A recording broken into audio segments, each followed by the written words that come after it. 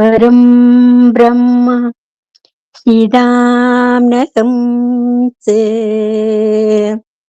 वन्दे गुरुं शान्तम् उमेशमेशम्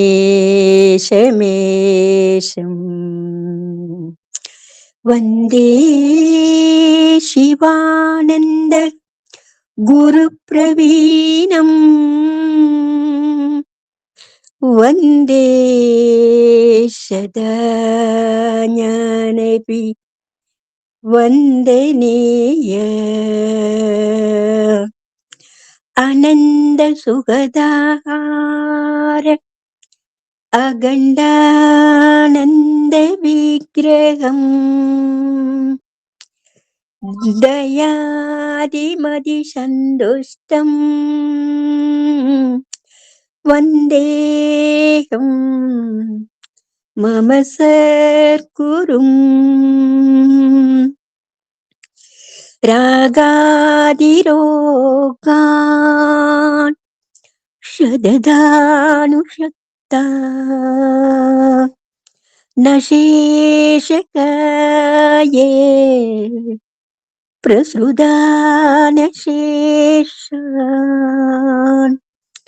औत्सुक्यमोह रदिदाञ्चकाने यो पूर्ववैद्याये நமோஸ்து தஸ்மை. தேகத்தினுடைய அனைத்து பகுதிகளிலும் பரவி எப்பொழுதும் விட்டு பிரியாமல் சிநேகம் மோகம் முதலிய கட்ட வழக்கங்களை உண்டாக்கி கொண்டிருக்கின்றன. விருப்பு வெறுப்பு முதலான பெரும்பியாதிகள் யார் ஒருவரால் வேறெறுக்கப்படுகின்றதோ அந்த அசாதாரண வைத்தியருக்கே நமஸ்காரம். அது பாடல் சொல்லுன்னு சொல்லிட்டு ஒரு பாட்டு. மண் மீது இங்கே பல்லாண்டு காலம் வாழ்கின்ற மார்க்கமிது மார்க்கமிது யாவர்க்கும் ஒன்றாய் உருவான மார்க்கம் எல்லோர்க்கும் பொதுவானது பொதுவானது. மனம் என்று ஒன்றுமில்லை, ஜீவன் தான் கடவுளின் எல்லை. உறவென்று ஒன்றுமில்லை, ஆன்மாதான் உறவின் எல்லை. ஆன்மாதான் உறவின் எல்லை. ஆன்மாக்கள் கூடும் சரணாலயம் வடகரை எங்கள் ஆன்மாலயம். வடகரை எங்கள் ஆன்மாலயம்.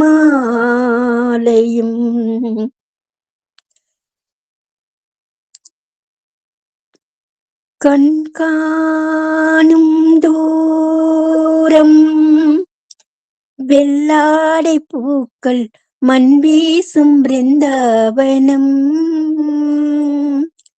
ஆணென்றும் இல்லை, பெண் என்றும் இல்லை, இனம் காணா தியானவனம். ஒன்றாக உண்டு ஒன்றாக உறங்கி எல்லோரும் ஒன்றென்றே உலா வருவோம். நாங்கள் எல்லாம் அப்பாவின் பிள்ளைகள் என்றேதான் வலம் வருவோம். யாரும் காணாத ஆனந்த காட்சி, ஆனந்தம் ஆனந்தம் ஆனந்தம். மண் மீது இங்கே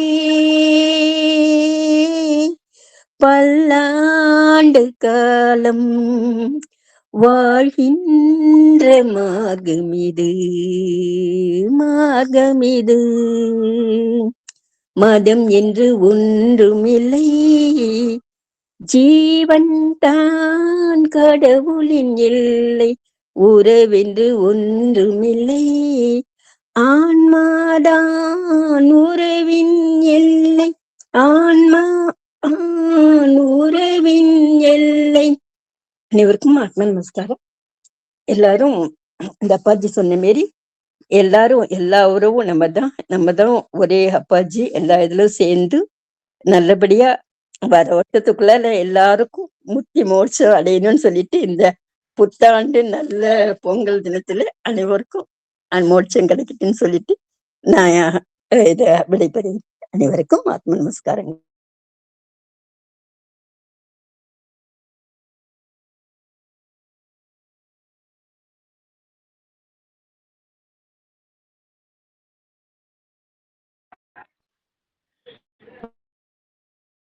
அனைவருக்கும் நம்ம பார்க்க போறது வந்து அத்தியாயம் 13.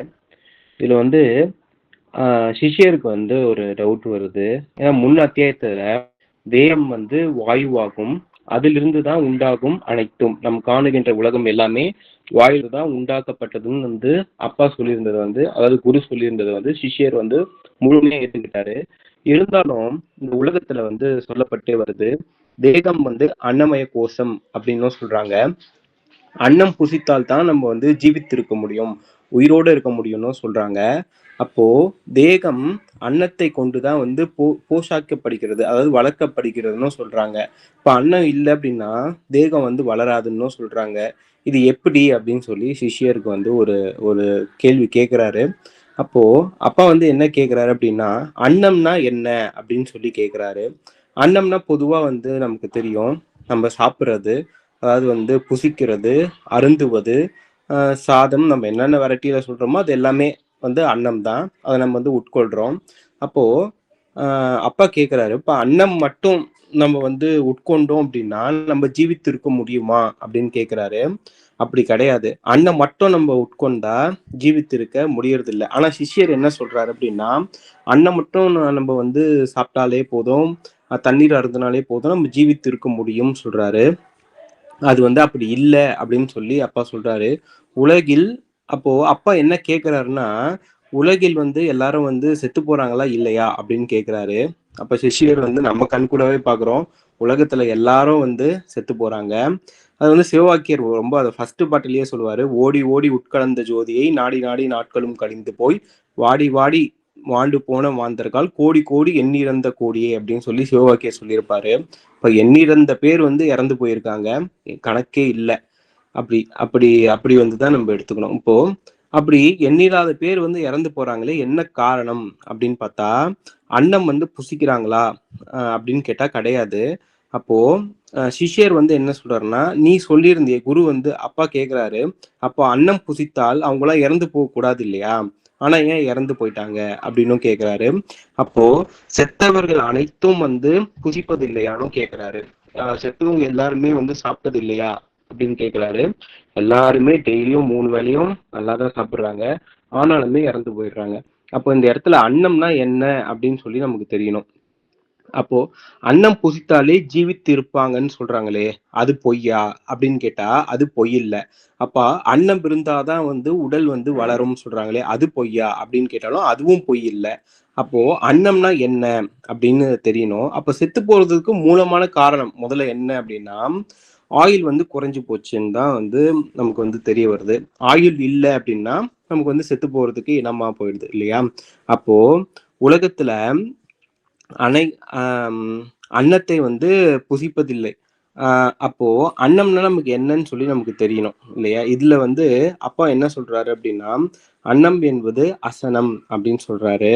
அதாவது அசுவாய் இருக்கின்ற பிராணனை அயனம் செய்கின்றது அப்படின்றதுதான் இதோட பொருள்.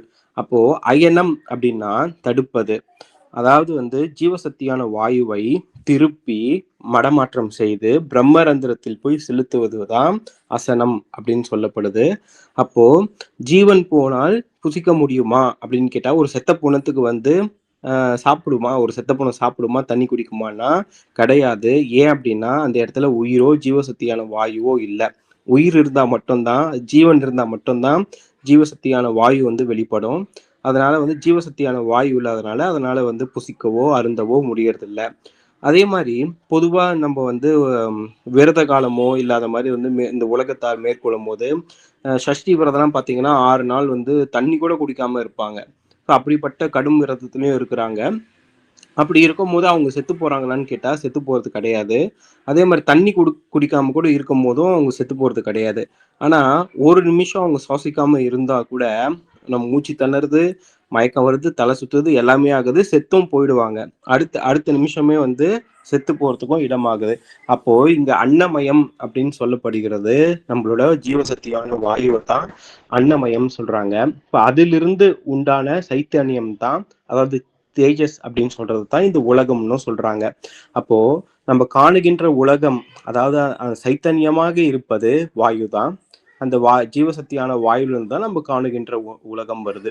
அப்போ நம்ம சாகாம இருக்கணும் அப்படின்னா நம்ம அன்னத்தை, அதாவது வந்து அன்னமா இருக்கின்ற வாயுவை நிறைத்து பூரிக்க செய்ய வேண்டும். நம்ம எப்ப அதை வந்து நிறைத்து ஃபுல்ஃபில் பண்றோமோ அப்ப வந்து நம்ம சாகாம இருப்போம் அப்படின்னு சொல்லி சொல்றாரு. இது வந்து திருமூலர் வந்து ரொம்ப ஒரு அழகான பாட்டுல வந்து சொல்லியிருப்பாரு. அதை நம்ம பார்ப்போம். கழிகின்ற அப்பொருள் காணகிலாதார், கழிகின்ற அப்பொருள் காணலுமாகும், கழிகின்ற துள்ளே கருத்துடன் நோக்கி, கழியாத அப்பொருள் காணலுமாமே. நம்ம உடல்ல இருந்து திருமூலர் என்ன சொல்ல வர்றாருன்னா, நம்ம உடல்ல இருந்து ஒரு பொருள் கழிஞ்சுக்கிட்டே இருக்கு அப்படின்னு சொல்றாரு. அது நம்ம உலகத்திலயும் வந்து அதே பொருள் தான் எல்லா இடத்துலயும் இருக்கு. அது உன்னோட உடல்லயும் இருக்கு. ஆனா அது கழிஞ்சுக்கிட்டே இருக்கு. இந்த ஜீவசக்திய வாயு தான் கழிஞ்சுக்கிட்டே இருக்குன்னு சொல்றாரு. அப்போ கழிகின்ற அப்பொருள் காணலுமாகும். எப்ப நம்ம பாக்குறோம் அப்படின்னு கேட்டா, கழிகின்றதுள்ளே கருத்துடன் நோக்கில். நம்மளும் வந்து நம்ம வந்து ஜபம் பண்ணும் போதும் நம்மளோட 2 கண்களையும் ஆ ஊ அப்படின்னு சொல்ற அந்த 2 கண்களையும் மேல் நோக்குறோம் இல்லைங்களா? மேல் நோக்கி பார்த்து கருத்துடன் நோக்குறோம். அப்போ வந்து மனம் வந்து லைக்க செய்ய பார்க்குறோம், அதை ஒடுங்க செய்ய பார்க்குறோம். அதுதான் அந்த கருத்துடன், வேற எந்த ஒரு எண்ணமும் இல்லாம ஃபுல் ஃபோக்கஸோட மேல் நோக்குறோம். அதைத்தான் இங்க சொல்றாரு. கழியாத அப்பொருள் காணலுமாகுமே. அதே மாதிரி நம்ம வந்து அந்த அந்த மேல் நோக்கி மனதை வந்து திசை திசை மாற்றாம இல்ல சலனப்பட வைக்காம இருந்தோம் அப்படின்னா கழியாத அப்பொருள் வந்து நம்ம காணலாம் அப்படின்னு சொல்றாரு. இதுலயே இன்னொரு பாட்டம் வந்து இருக்கு. உடம்பார் அழியின் உயிரார் அழிவர், திறம்பட மெய்ஞானம் சேரவும் மாட்டார், உடம்பை வளர்க்கும் உபாயம் அறிந்தேன், உடம்பை வளர்த்தேன் உயிரை வளர்த்தேன்.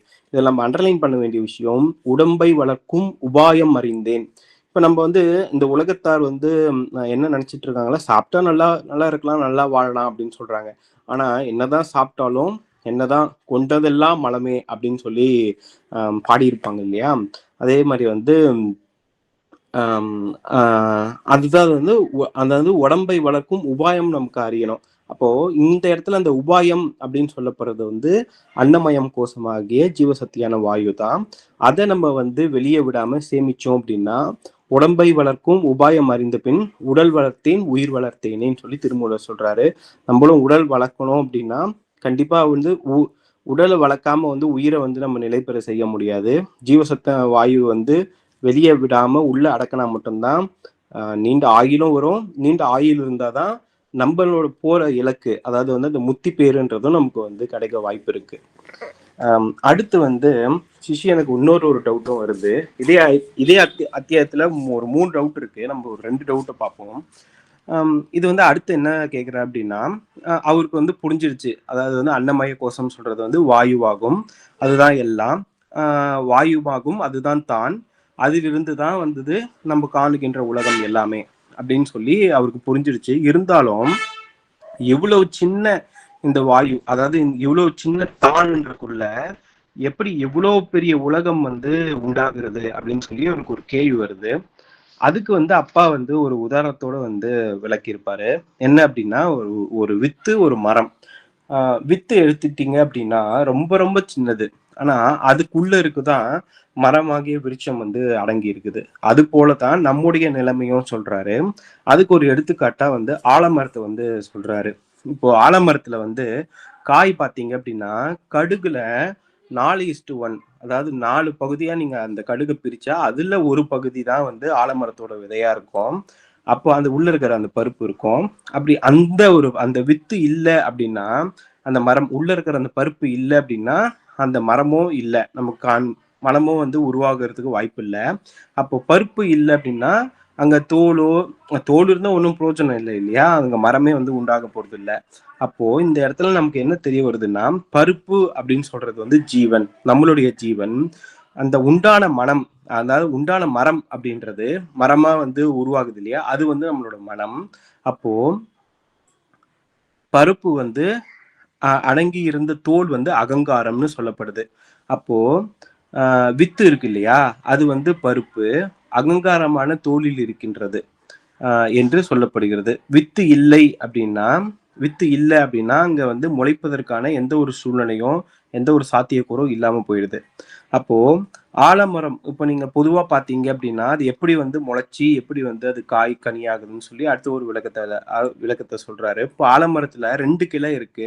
அதற்கு நடுவுல இருந்துதான் வந்து மலர் வந்து மலராகுது, அது பூப்படையுது, அது காயாகுது, அது திருப்பியும் பழமாகி கொஞ்ச நாள் ஒரு ஒரு 6ல இருந்து 7 மாசம் அதுக்கு, அதாவது வந்து அந்த செடிக்கு உண்டான தன்மையை பொறுத்து இருந்து திருப்பியும் கீழே வந்துடுது. திருப்பி அது ரீசைக்கிள் மாதிரி திருப்பியும் கீழே விழுந்தது வந்து முளைக்குது, மரமாகுது, திருப்பியும் பூக்குது, காயாகுது, அப்படி தொடர்ந்து போயிட்டே இருக்குது இல்லையா? இப்போ எல்லாம் காய், அதாவது இப்படி அந்த சுழற்சி வந்து போயிட்டே இருக்கு. இருந்தாலுமே எல்லா காயும் வந்து முளைக்குதா அப்படின்னு கேட்டா அப்படி கிடையவே கிடையாது. ஒரு 8 காய் வந்து முளைக்குது அப்படின்னா அந்த எட்டு காய் வந்து இருக்கு அப்படின்னா அந்த 8ல வந்து 7 தான் வந்து போயிடும். அதுல ஏதோ 1 2 மட்டும்தான் நமக்கு வந்து அதாவது வந்து முளைக்கிறதுக்கான வாய்ப்பு இருக்குது. அதே மாதிரி வந்து இந்த இலை அப்படின்னு சொல்றாங்க இல்லையா? இந்த 2 இலை சொல்றது அந்த இலைக்கு வந்து இயல்பாகவே அந்த சிகப்பான கரை வந்து இருக்குது. அதாவது அந்த மரத்துக்குள்ள இயல்பாகவே வெள்ளை நிற பாலும் இருக்குது.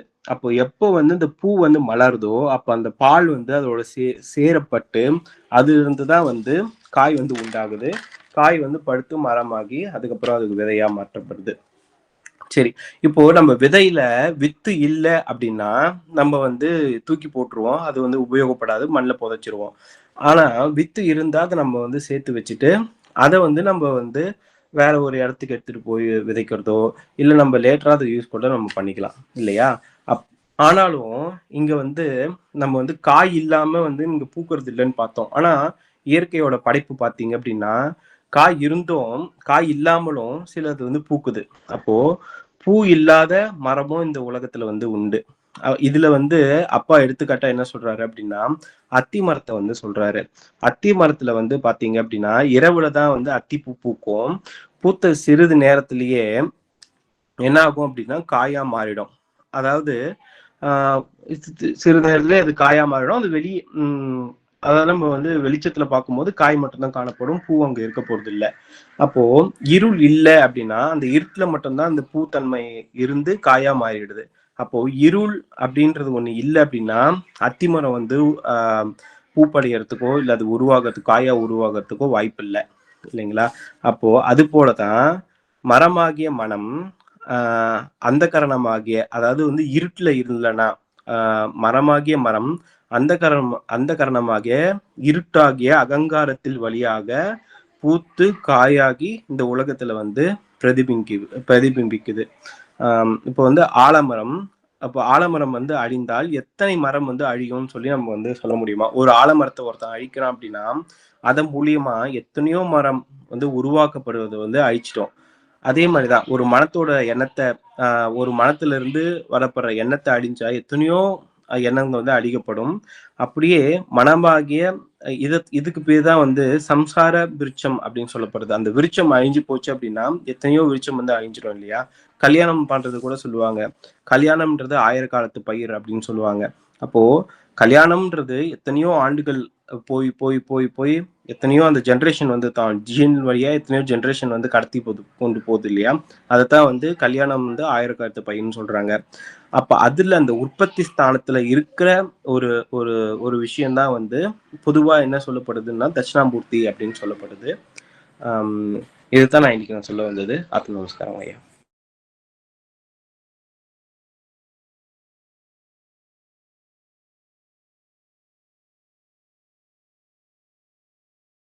ஆத்ம நமஸ்காரம். அனைவருக்கும் ஆத்ம நமஸ்காரத்தை தெரிவித்துக் கொள்கிறேன். பொங்கல் நல்வாழ்த்துக்கள் ஒவ்வொருவருக்கும் எல்லோருக்கும். பொங்கல் சாப்பிடும் பொருள், அதன் பெயரில் ஒரு நாள். இன்றைய பொங்கல் திருநாள்.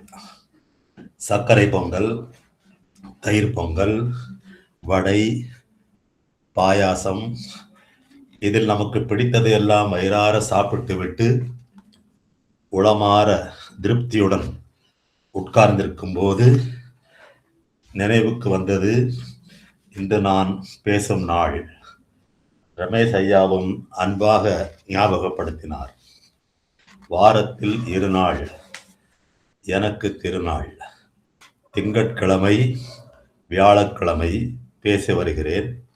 இப்போதைய அட்டவணைப்படி அந்த திங்கட்கிழமை வியாழக்கிழமை என்று பார்க்கும் பொழுது அதன்படி இன்று வியாழக்கிழமை நான் சத்சங்கத்தில் பேச வேண்டுமே என்று ஏற்கனவே தெரிந்தாலும் புதுமையான விதத்தில் புதிய கருத்துக்களுடன் கொடுக்கலாமே என்ற எண்ணத்தில் 13ஆம் அத்தியாயத்தில் பயணித்தேன்.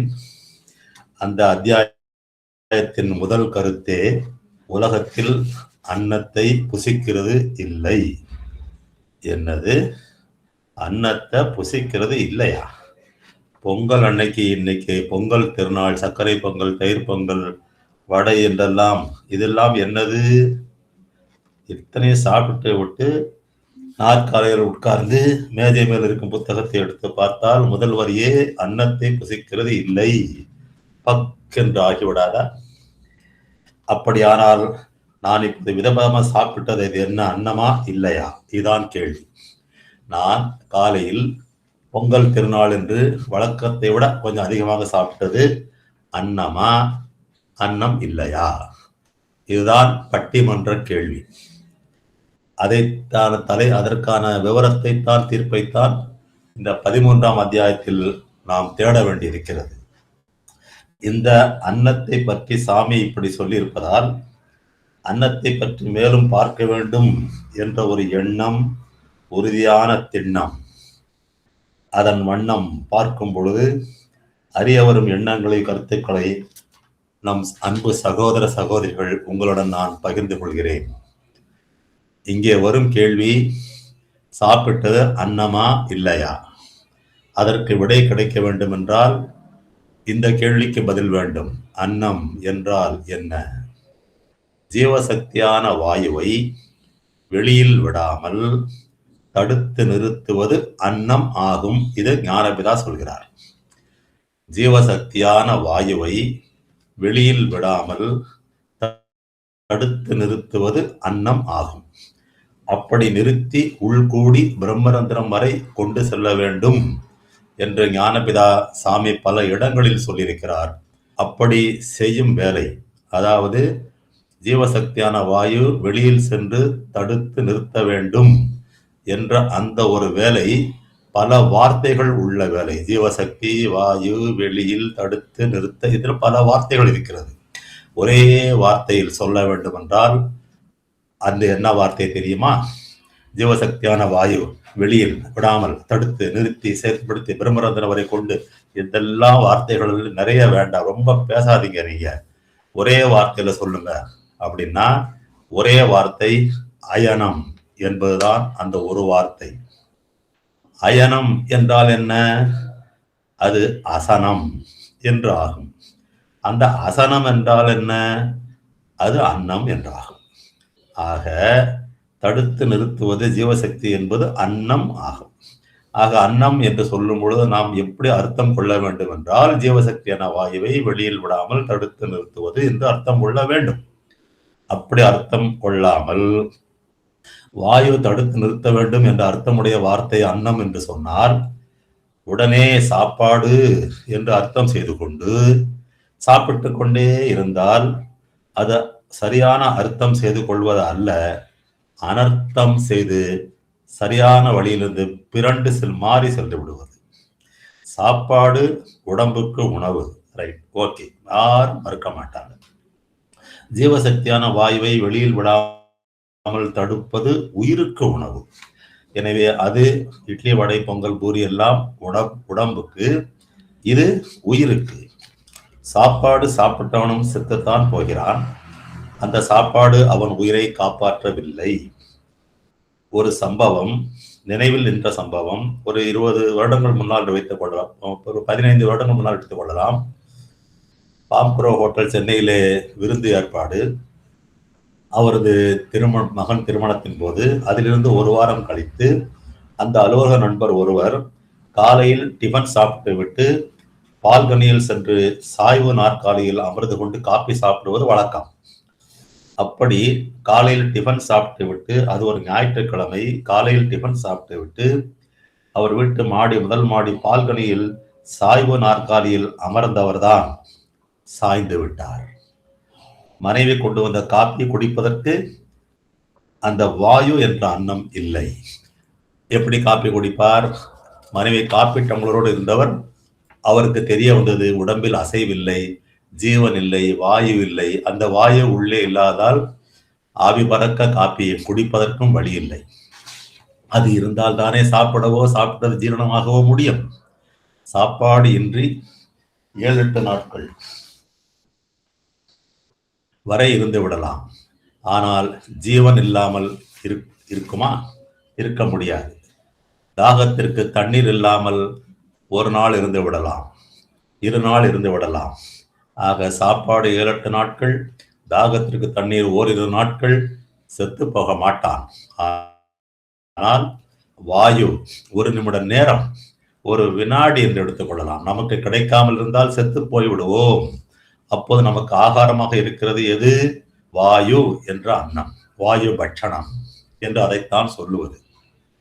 சுவாசம்தான் அன்னம், ஜீவசக்தியான வாயுதான் அன்னம், அதுதான் காப்பாற்றுகிறது. இந்த சாப்பாடு அல்ல. சாப்பிடாத நாட்களிலும் நம்மை உயிரோடு வைத்திருப்பது அந்த அன்னம், அந்த ஜீவசக்தியான வாயு. எனவேதான் ஒரு முடிவுக்கு வர வேண்டியிருக்கிறது. சாப்பாடு என்ற அன்னம் உடம்புக்கு, வாயு என்ற அன்னம் உயிருக்கு, ஜீவனுக்கு என்று. சுவாசத்தை வெளியில் போகாமல் தக்க வைப்பது, அதாவது உள்மூச்சிலேயே இருப்பது அன்னம். உயிர் வாழ்வதற்கு அந்த உள்மூச்சு இயக்கம் போதுமானது. உயிர் வாழ வேண்டுமென்றால் உள்மூச்சு இயக்கம் அது போதுமானது. கார்பன் டை ஆக்சைடு வெளியே விடுவானேன், அதற்கு சமமாக ஆக்சிஜனை உள்ளே இழுப்பானேன். தேவையற்ற வேலை. சுவாசிப்பது தானே நடப்பது, அது தானாக நடப்பது. இப்ப நாம் சுவாசிக்கிறோம், மற்ற வேலைகள் செய்யும் பொழுது சுவாசத்தின் மேல் கவனம் இருக்கிறதா என்றால் இல்லை. ஏனென்றால் அது தானே நடப்பது, நம்மால் ஆவது இல்லை.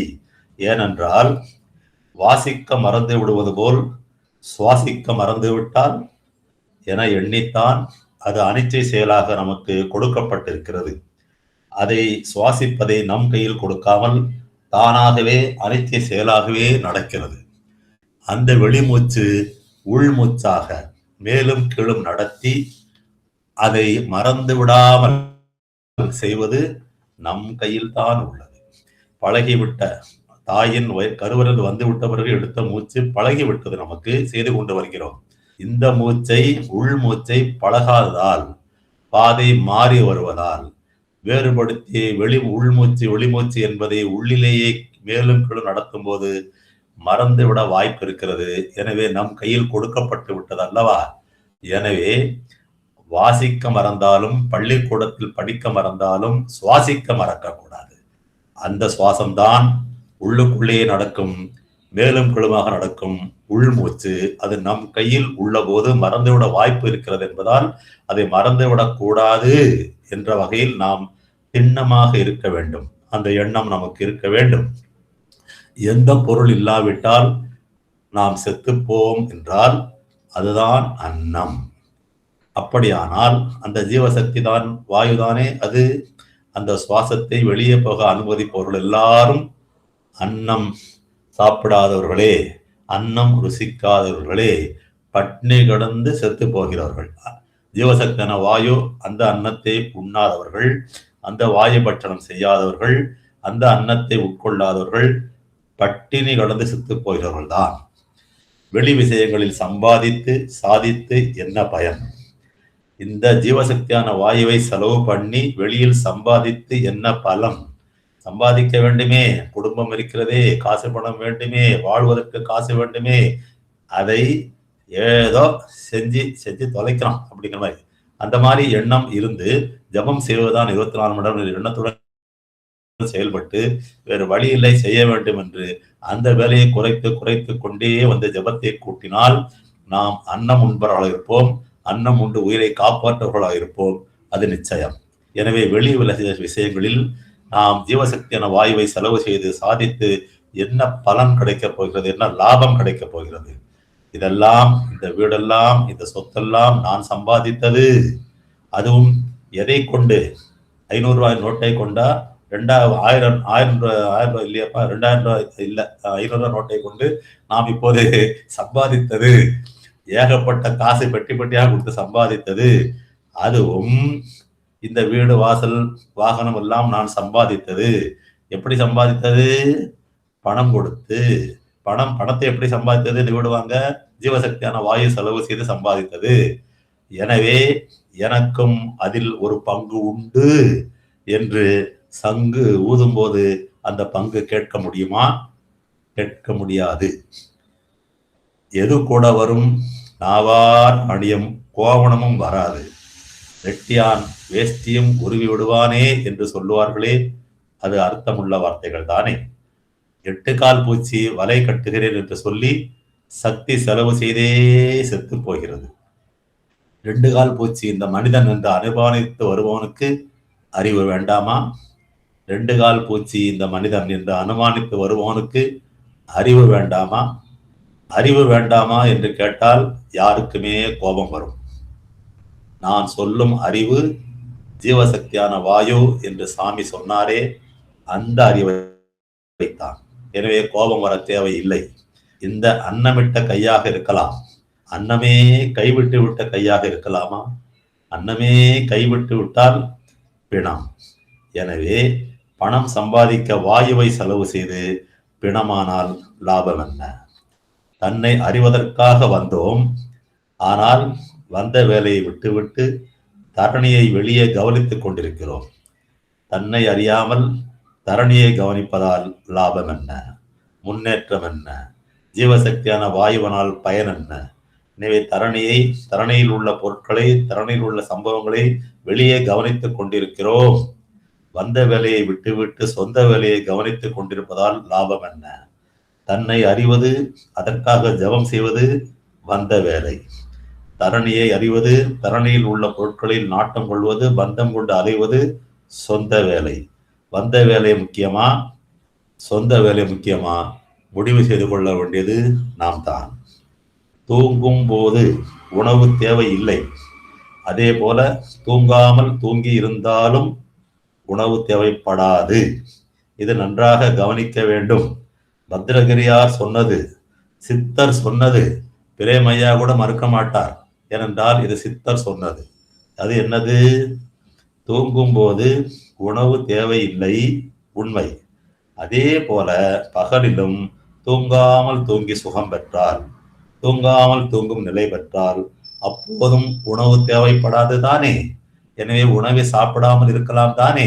அது எப்படி உணவை சாப்பிடாமல் without food how can we என்றெல்லாம் கேட்க வேண்டிய அவசியம் இல்லைதானே. ஆனால் வெறுமனே பட்டினி கிடந்தால் அல்சர், கேன்சர். தூங்காமல் தூங்கிய நிலைக்கு சென்று சாப்பிடாமல் இருந்தால் அது சிறந்தது. சொல்வது பத்ரகிரியார், நான் அல்ல. இன்கம், வருமானம், சம்பாத்தியம். இன்கம் வந்தால் இன்கம் டாக்ஸ் கட்ட வேண்டி வரும். இன்கம் வந்த பிறகுதான் இன்கம் டாக்ஸ் கட்ட வேண்டி வரும். 1 லட்சம் இன்கமா இவ்வளவு டாக்ஸ், 10 லட்சம் இன்கமா இவ்வளவு டாக்ஸ். இன்கமே இல்லை என்றால் டாக்ஸ் கட்ட வேண்டிய அவசியம் இல்லை. எனவே இன்கம் வந்தால்தான் இன்கம் டாக்ஸ் கட்ட வேண்டி வரும். ஆனால் இன்கம் வருவதற்காகவே டாக்ஸ் கட்டுவார்களா? நியாயமா? சரியா? இன்கம் வந்தால் டாக்ஸ், வருவதற்காக டாக்ஸ் உண்டா? இல்லை. ஆனால் இங்கே நாம் டாக்ஸ் கட்டிக் கொண்டிருக்கிறோம்.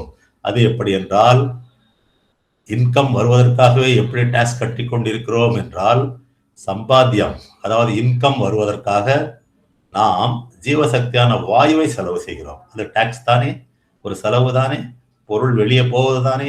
எனவே இன்கம் வருவதற்காக, சம்பாத்தியம் வருவதற்காகவே ஜீவசக்தியான வாயுவின் செலவை டாக்ஸ் கட்டுகிறோம்.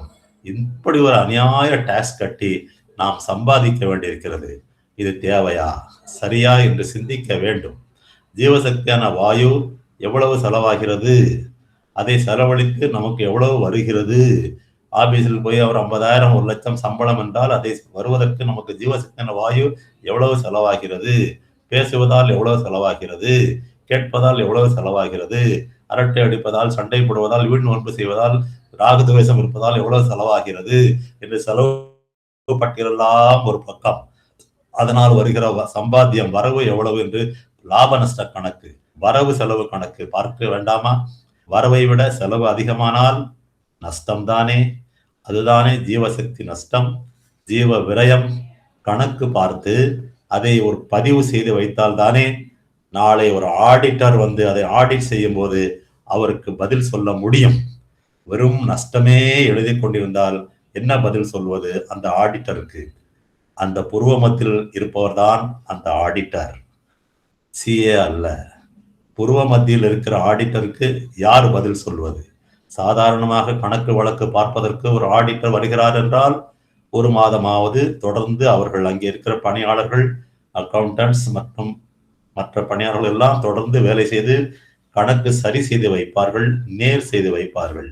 ஏதாவது தவறு கண்டுபிடித்து எழுதி வைத்து விட்டால் என்ன செய்வது என்பதற்காக. ஆடிட் அப்ஜெக்ஷன்ஸ் நோட் தெரிவித்து விட்டால் என்ன செய்வது? எனவே அவர்கள் அவ்வளவு தொடர்ந்து கவனமாக வேலை செய்வார்கள். 1 மாதம் 2 மாதம், கம்பெனி ஆனாலும் பேங்க் ஆனாலும் மற்ற நிறுவனங்கள் ஆனாலும் அந்த ஆடிட்டர் விளக்கம் கேட்டதற்கெல்லாம் அந்த நிறுவன தலைவர் அல்லது அவரால் நியமிக்கப்பட்டவர் பதில் சொல்லிக் கொண்டிருப்பார், விளக்கம் தந்து கொண்டிருப்பார். உருவ மத்தியில் இருக்கும் ஆடிட்டருக்கு யார் பதில் சொல்வது, யார் விளக்கம் தருவது? இனிமேல் உருவ மத்தியத்தை சுழிமுனை, அக்னி நேத்திரம் என்றெல்லாம் நாம் சொல்லும்போது கூறவே அத்தோடு கூடவே ஆடிட்டர் ஆபீஸ் என்றும் அந்த புருவ மத்தியத்தை சொன்னால் அதில் தவறு இல்லை என்று நினைக்கிறேன். ஏனென்றால் அந்த லாப நஷ்ட கணக்குக்கு பதில் சொல்ல வேண்டி இருக்கிறது. அந்த பதில் சொல்லும்போது நஷ்டம் என்று சொல்லும் பொழுது பிணமாகி விடுகிறது. ஒரு ஆடிட்டர் வந்தால் 4 வார்த்தை எழுதி வச்சுட்டு போயிட்டாருன்னா ஏதோ சரி பண்ணிடலாம், போனமாயிடுறது. ஒரு பேங்குக்கு ஒரு ஆடிட்டர் வராரு, 4-5-6 ஸ்டாஃப் இருக்காங்க, ஆடிட் ஆஃபீஸர் எழுதிட்டு போயிட்டாரு. அவர்கள் அதுக்கு ஏதோ விளக்கம் சொல்லி சரி பண்ணி வைத்து விடுவார்கள் ஒரு மாதம் 2 மாதத்தில். அதற்காக எல்லா பேங்க் ஸ்டாஃப் பணம் ஆயிடுறாங்களா? பணம் ஆயிட்டாங்கன்னா எவ்வளவு சீரியஸ், எவ்வளவு ஆபத்து, எவ்வளவு முக்கியமானது. அதே முக்கியம்தான் இங்கே ஜீவசக்தி வாயுவை விரயம் செய்து செலவு செய்வது என்பதை நாம் உணரலாம். இங்கே அன்னம் அன்னம் அன்னம் என்று சொல்லும் பொழுது அன்னம் உண்ணாமல் இருந்தாரே 4-5 வருடங்களாக பிரம்மஸ்ரீ கிருஷ்ணானந்த பாரதி அவர் என்னிடம் சொல்லிய மற்றும் உணர்த்திய சில கருத்துக்களை இங்கே பகிர்ந்து கொள்வது அவசியம் என்று நான் நினைக்கிறேன். சென்ற முறை பேசும்போது மேலோட்டமாக எல்லா கருத்தையும் சொல்லதால் அன்னம் பற்றி நான் விரிவாக சொல்லவில்லை, ஓரிரு கருத்துக்கள் சொன்னேன். இங்கு அன்னம் என்பதே ஒரு தலைப்பாக இருப்பதால் பிரம்மஸ்ரீ கிருஷ்ணானந்த பாரதி என்னிடம் சொல்லிய கருத்துக்களை அல்லது உணர்த்திய கருத்துக்களை இங்கே சொல்லுவது அவசியம் என்று எண்ணுகிறேன். என்னிடமும் என் மனைவியிடமும் நாங்கள் தங்கியிருந்த வடகரை ஆசிரம அறைக்கு வந்து எங்களிடம் சொல்லியது மட்டுமல்லாமல் ஒவ்வொரு அத்தியாயத்தில் உள்ள விஷயங்களுக்கும் சித்தவேத புத்தகத்தையே புரட்டி போடுவது போல் எனக்கு ஒவ்வொரு உட்கருத்து சொன்னார்கள். அவர்கள் சொன்ன கருத்தெல்லாம் நாம் சத்சங்கத்தில் பேசும் கருத்துக்கு மாறுபட்டவையோ எதிரானவையோ அல்ல, சித்த வேதத்தில் சொல்லப்பட்ட கருத்துக்கு மாறுபட்டது அல்ல. ஆனால் புரிதல் வேறு, கோணம் வேறு, உள்ளார்ந்த அர்த்தம் வேறு. அந்த வகையில் ஒவ்வொரு கருத்துக்கும் எனக்கு அல்லது எங்களுக்கு எனக்கும் மனைவிக்கும் அப்படி 1.5 மணி நேரம் வெளியில் வைத்து அந்த ஜீவசமாதி வெளியில் வைத்து ஒரு 1/2-3/4 மணி நேரமும், பணியாக இருப்பதால் மணி 9 ஆகிவிட்டால் அறையில் சென்ற ஒரு 1.5 மணி நேரமும் அவர்கள் சொன்ன ஒவ்வொரு உட்கருத்தும் சித்தவேதத்தின் எல்லா அத்தியாயங்களும் ஒவ்வொரு கருத்துக்கும் ஓஹோ இது எதையா சொல்லுகிறது, ஓஹோ இது இப்படி புரிந்து கொள்ள வேண்டுமோ என்றெல்லாம் சொல்லும் வகையில் என்னிடம் சொன்னார்கள். அந்த வகையில் என்னிடமும் என் மனைவியிடமும் எங்கள் அறைக்கு வந்து சொல்லிய மற்றும் உணர்த்திய கருத்துக்கள் அன்னம் என்ற ஒரு கம்பார்ட்மெண்ட், அதற்குள் அடங்கும் சில கருத்துக்களை அவர்கள் சொன்ன கருத்துக்களை எல்லாம் சொல்வதற்கு எனக்கு தகுதி இல்லை. ஆனால் சில கருத்துக்களை இங்கே நான் பகிர்ந்து கொள்கிறேன் என் அன்பு சகோதர சகோதரிகளுக்காக.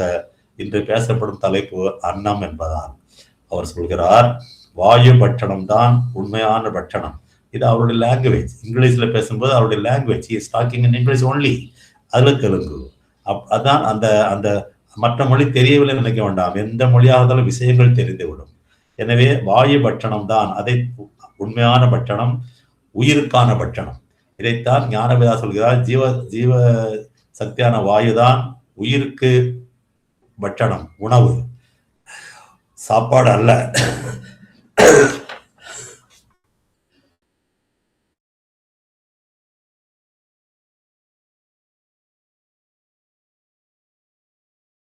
எனவே அவர் சொன்ன கருத்துக்களை ஒவ்வொன்றாக சிறு பிள்ளைகள் ஒவ்வொரு செங்கலாக அடுக்கிக் கொண்டு போகவே, அப்படி நான் அவர் சொன்ன கருத்துக்கள், உணர்த்திய கருத்துக்களை சிலவற்றை இங்கே நான் சமர்ப்பிக்கிறேன். வாயு பட்சணம் தான் உண்மையான பட்சணம், உயிருக்கான பட்சணம் அது ஆகும். சன் ஃபுட், SUN, சூரியன். சன் ஃபுட் இருக்க ஸ்டவ் ஃபுட் தேவையில்லை. எனக்கு சன் ஃபுட் கிடைக்கிறது, எனக்கு எதற்கு ஸ்டவ் ஃபுட்? இதை நான் பெற வேண்டுமா? நிச்சயம் நீங்கள் பெறலாம். அவர் சொன்னது, நானும் மெடிக்கல் காலேஜில் படித்துக் கொண்டிருந்த போது கேண்டீனில் சென்று ஐஸ்கிரீம் சாப்பிடுவதை பிடிக்கும், வண்ண ஆடைகள் உடுத்திக் கொண்டிருந்தேன். என் தோழி MBBS படிக்கும் தோழிகளோடு சிரித்து விளையாடி கேண்டீனில் சாப்பிடுவோம். அப்பொழுது நான் சாப்பிட்டது ஸ்டவ் ஃபுட், இப்போ சாப்பிடுவது சன் ஃபுட் என்றார்கள். சூரியனிடமிருந்து மரம், செடி, கொடி, அதிலிருந்து காய்கனி, அதை சாப்பிடுகிற ஆடு மாடு சாப்பிடுறவர்கள் உண்டு. அது நான் வெஜிடேரியன், அது நமக்கு தேவையில்லாது. அப்படியே உணவு வகைகள் இருக்கின்றன. இப்பொழுது ரிவர்ஸ் ப்ராசஸில் நாம் அந்த அசைவ ஆடு மாடுலேருந்து ரிவர்ஸில் காய்கறியை அந்த காய்கறி உணவிலிருந்து பச்சை காய்கறி, சமைக்காமல் பச்சை காய்கறி, இயற்கையான உணவு, நேச்சுரல் ஃபுட், அதிலிருந்து திருப்பியும் ரிவர்ஸில் அந்த பச்சை காய்கறி தருகிற சூரியன், அந்த சூரியனோட நேரடியாக உணவு. அவர்கள் சொன்ன வார்த்தை சோலார். சோலார் என்பது அவர் சொன்னார்கள். சோலார் உணவு, மற்றதெல்லாம் கோளாறு உணவு. சோலாறு உணவு தான் கோளாறு இல்லாத உயிருக்கு பலமான உணவு. கோளாறு என்பது எனது வார்த்தை, சோலார் என்பது அவர்கள் வார்த்தை. அங்கேயே சொன்னேன் அவருடைய வார்த்தையை, சிரித்துக் கொண்டார்கள். தொடர் ஜபம் செய்யுங்கள் சொன்னது, மகள் சொன்னது, தொடர் ஜபம் செய்யுங்கள். ஜபம் செய்வதற்காகவே வாழ்வதாக எண்ணிக்கொண்டு செயல்படுங்கள். மற்ற வேலைகளெல்லாம் ஏதோ செய்ய வேண்டியிருக்கிறதே என்று செய்தால் போதும், அந்த எண்ணத்துடன் வாழுங்கள். தவிரவும் அது மட்டுமா, பூமி உணவு, பூமி எண்ணங்கள், பூமி பொருட்களில் உள்ள பந்தங்கள், இப்படி பூமி சம்பந்தப்பட்ட உறவினர்கள், அடர்ந்த சந்தை கூட்டம் என்றே இரு சுற்றத்தை என்றாரே பட்டினத்தார். சுற்றத்தை, மாமன், மக்தான், அவன், இவன், தோலான், தொருத்தி எல்லாம் இருப்பார்கள். அடர்ந்த சந்தை கூட்டம் என்றே இரு, ஓடிவிடாதே, வெளியில் ஓடிவிடாதே, சந்தை கூட்டம் என்றே இரு என்றாரே பட்டினத்தார். அதே போல இங்கே பூமி சம்பந்தப்பட்ட உணவு, எண்ணம், பொருள், தொடர்பு இவையெல்லாம் தேவை இல்லை என்று ஆக்கிவிட்டால் ஜபம் செய்யும் போது அறையின் கூரை வரை பூமியிலிருந்து மேலே செல்லலாம். அவர்கள் சொன்னது, அவர்கள் போவதாக என்னிடம் சொல்லியது. இதை பற்றி இன்னும் நிறைய விஷயங்கள் தனியாகத்தான் பார்க்க வேண்டும். இங்கு நேரத்தின் சுருக்கம் காரணமாக பூமி இழுக்கும் விசைக்கு பூமியில் உள்ள எண்ணங்கள், உணவு, பொருட்கள் இருந்தால் பூமி நம்முடைய கிராவிடேஷனல் ஃபோர்ஸ் இழுத்து கொண்டே இருக்கும். நம் உடம்போடு நம்முடைய பாரமார்த்திக உடம்பு என்று ஒன்று இருக்கிறது. நமது சதை எலும்பு சேர்ந்த உடம்பு. இந்த சினிமாவில் காண்பார்களா, யாரோ கதை படுத்திருப்பான், உடனே கனவுக்காக போகுது, அதிலிருந்து ஒரு உடம்பு எழுந்து போக மாதிரி காண்பிப்பார்கள். ஏறக்குறைய அப்படின்னு ஒரு அர்த்தம் செய்து கொள்ளலாம். அதுவே இல்லை, ஒரு அர்த்தம் செய்து கொள்ளலாம். அப்படி ஒரு பாரமார்த்திக உடம்பு, எண்ணங்களால் ஆன உடம்பு ஒன்று இருக்கிறது. அந்த உடம்பு மேலே போகும்போது நமது உடம்பையும் இழுத்து கொண்டு போகும். ஒரு சினிமாவிலும் இந்த காட்சி வரும். அவர்களுக்கு யோகா சொல்லிக் கொடுத்தவர்கள் சொன்ன காட்சி.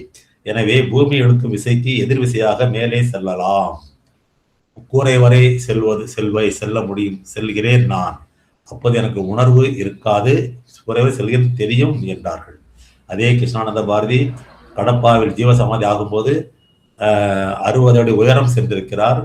சென்று ஒரு 5-10 நிமிடம் இருந்து விட்டு அப்படியே கீழே இறங்கி ஜலத்திலிருந்து ஜீவசமாதி ஆகியிருக்கிறார். இதை பார்த்தவர்கள் உண்டா என்று கேட்டபோது, நான் அந்த ஆசிரமம் புட்டபர்த்தி விசாகப்பட்டினம் அருகில் உள்ள ஆசிரமம் சென்று அவருக்கு தீட்சை கொடுத்த லட்சுமணானந்தர் கேட்டபோது, பார்த்தவர்கள், கடப்பாவில் பார்த்தவர்கள் இங்கே விசாகப்பட்டினம் ஆசிரமத்தில் சொன்னார்கள் என்றார். அவர் தெலுங்கில் கொஞ்சம் பேசுவதால் நான் தான் சரியாக புரிந்து கொள்ளவில்லையோ, 60 அடி என்ன சும்மாவா, எத்தனை மாடி, first floor, second floor, third floor ஆகிவிடுமே என்று சொல்லி மீண்டும் மறுநாள் அவரிடம் சென்று நான் கேட்டேன், ஐயா 60 அடின்னா ஒரு பனைமர உயரம் இல்ல, பனைமர உயரமா போயிட்டாங்க அப்படின்னு சொல்லி கொஞ்சம் மாறுபட்ட லேங்குவேஜில் கேட்டேன். ஆம் என்று சொன்னார் அவருக்கு தீட்சை கொடுத்த லட்சுமணானந்த சாமி. எனவே அந்த அளவுக்கு பூமி தன்மை, பூமியோட தொடர்பு இல்லை, எண்ணங்களால் உணவால் போட்டு ஆன பிறகு நாம் அப்படியே மேலே செல்ல முடியும் என்பதை உலகத்திற்கு உதாரணம் காட்டிவிட்டு சென்றிருக்கிறார் கிருஷ்ணானந்த பாரதி. எனவே உணவு, பூமியில் உள்ள உணவு, பூமியில் உள்ள வடை பாயாச, கத்திரிக்காய், வெண்டைக்காய் உணவு என்று இல்லாமல் வாயு பட்சணம், ஜீவசக்தியான வாயு பட்சணம் அது எவ்வளவோ உண்மை என்பதை ஏதோ புத்தக ஞானமாக இல்லாமல் உதாரணம் காட்டிவிட்டு சென்றிருக்கிறாள் அந்த மகள். ஜபம் செய்ய செய்ய இது முக்கியம். சும்மா நான் இருக்க நாளைக்கு பட்டினா அல்சர் தான், அப்படி இல்லை. ஜபம் செய்ய செய்ய செய்ய செய்ய வெளி உணவு, அவர்கள் சொன்ன விஷயம், வெளி உணவு குறைந்து கொண்டே வருவதை நாமே உணரலாம். அப்படி உணராமல் இருப்போம் நாம், அதுதான் நம்ம தவறு என்கிறார். அப்போது அந்த சூழ்நிலையை ஜபம் செய்ய செய்ய முக்கியமான விஷயமாக அவர் சொன்ன விஷயம், இதை சொல்லும் போது அவர் முகம் பிரகாசமாகியது. அவ்வளவு முக்கியமான விஷயம். வெளி உணவு தேவை குறைந்து வரும் ஜபம் செய்ய செய்ய.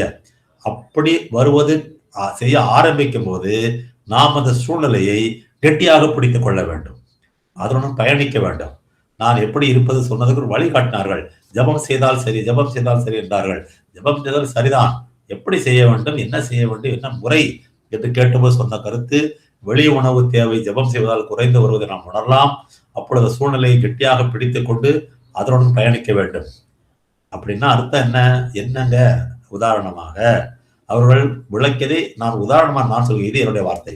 உதாரணமாக அவர்கள் சொன்ன ஆங்கிலத்தில் சொன்ன விஷயத்தை நான் தமிழில் உதாரணத்தோடு சொல்கிறேன். உதாரணமாக ஜபம் செய்யும் போது, ஜபம் என்ன 1/2 மணி நேரம் 1.5 மணி நேரம் இல்லை, பொழுதன்னைக்கு செய்யணும். இன்னும் சுருக்கமா சொல்லப்போனா நம்ம பாலகிருஷ்ணன் சொல்ற மாதிரி செய்யணும். அப்படி செய்யும் போது தேவை 5 இட்லியாக இருந்தது, நேற்று 5 இட்லி சாப்பிட்டு பழக்கமாக இருந்தது, 4 இட்லியாக குறையும், பசி போய்விடும் அல்லது குறைந்து விடும். அப்பொழுது அதை கெட்டியாக பிடித்துக் கொள்ள வேண்டும். 4 தின்னுட்டு நேற்று 5 சாப்பிட்டோம், 5 சாப்பிட்டோம், சரி இன்னொன்னு வையி, பசி கட்டாலும் பரவாயில்ல சாப்பிடுறேன் அப்படின்னு சாப்பிடக்கூடாது. அந்த 4 இட்லியாக குறையும் போது அதை கெட்டியாக பயணித்துக் கொண்டு அதனுடன் பயணிக்க வேண்டும். 5வது இட்லியை தொடக்கூடாது. நாம் தொடாவிட்டாலும் வீட்டில் கணவனும் மனைவியோ சொல்வார்கள், ஏம்மா நேற்று 5 சாப்பிட்டு இன்னைக்குன்னு 4 செஞ்சது வேஸ்டால போகுது, சாப்பிடுங்க சொல்லும் போது சரி வையே, சொல்லக்கூடாது.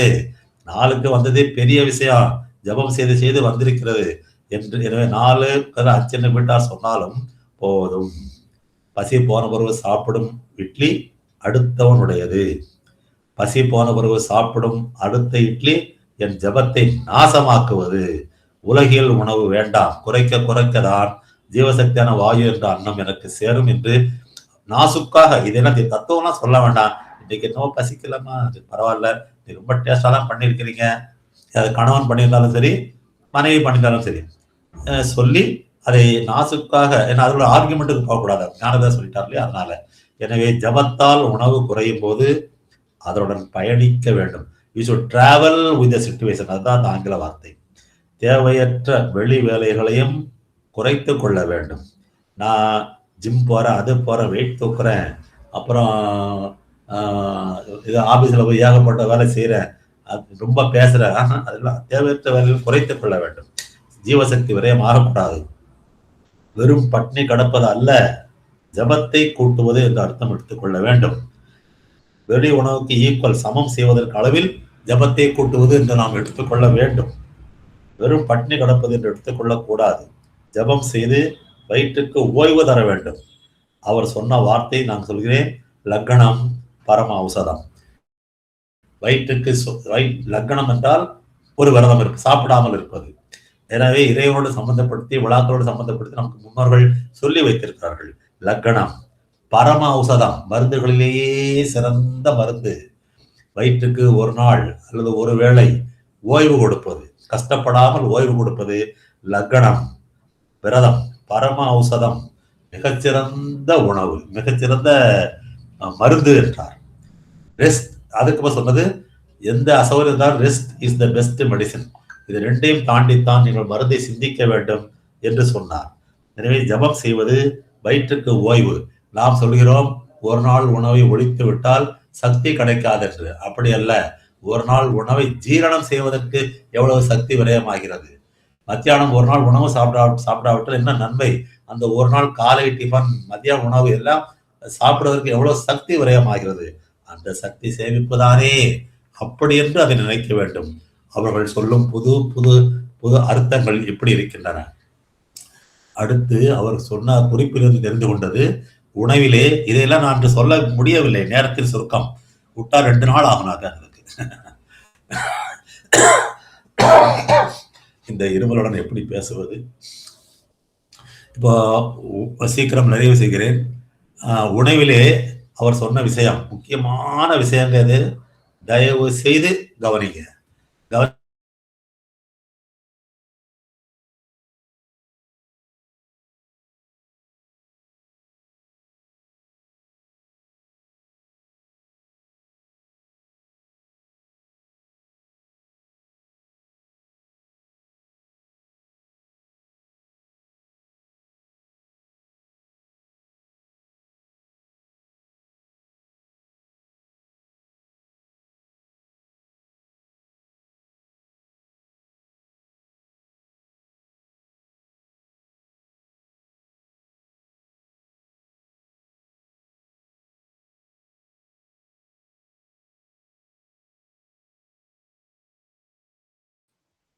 ஹலோ, கேக்குதுங்களா?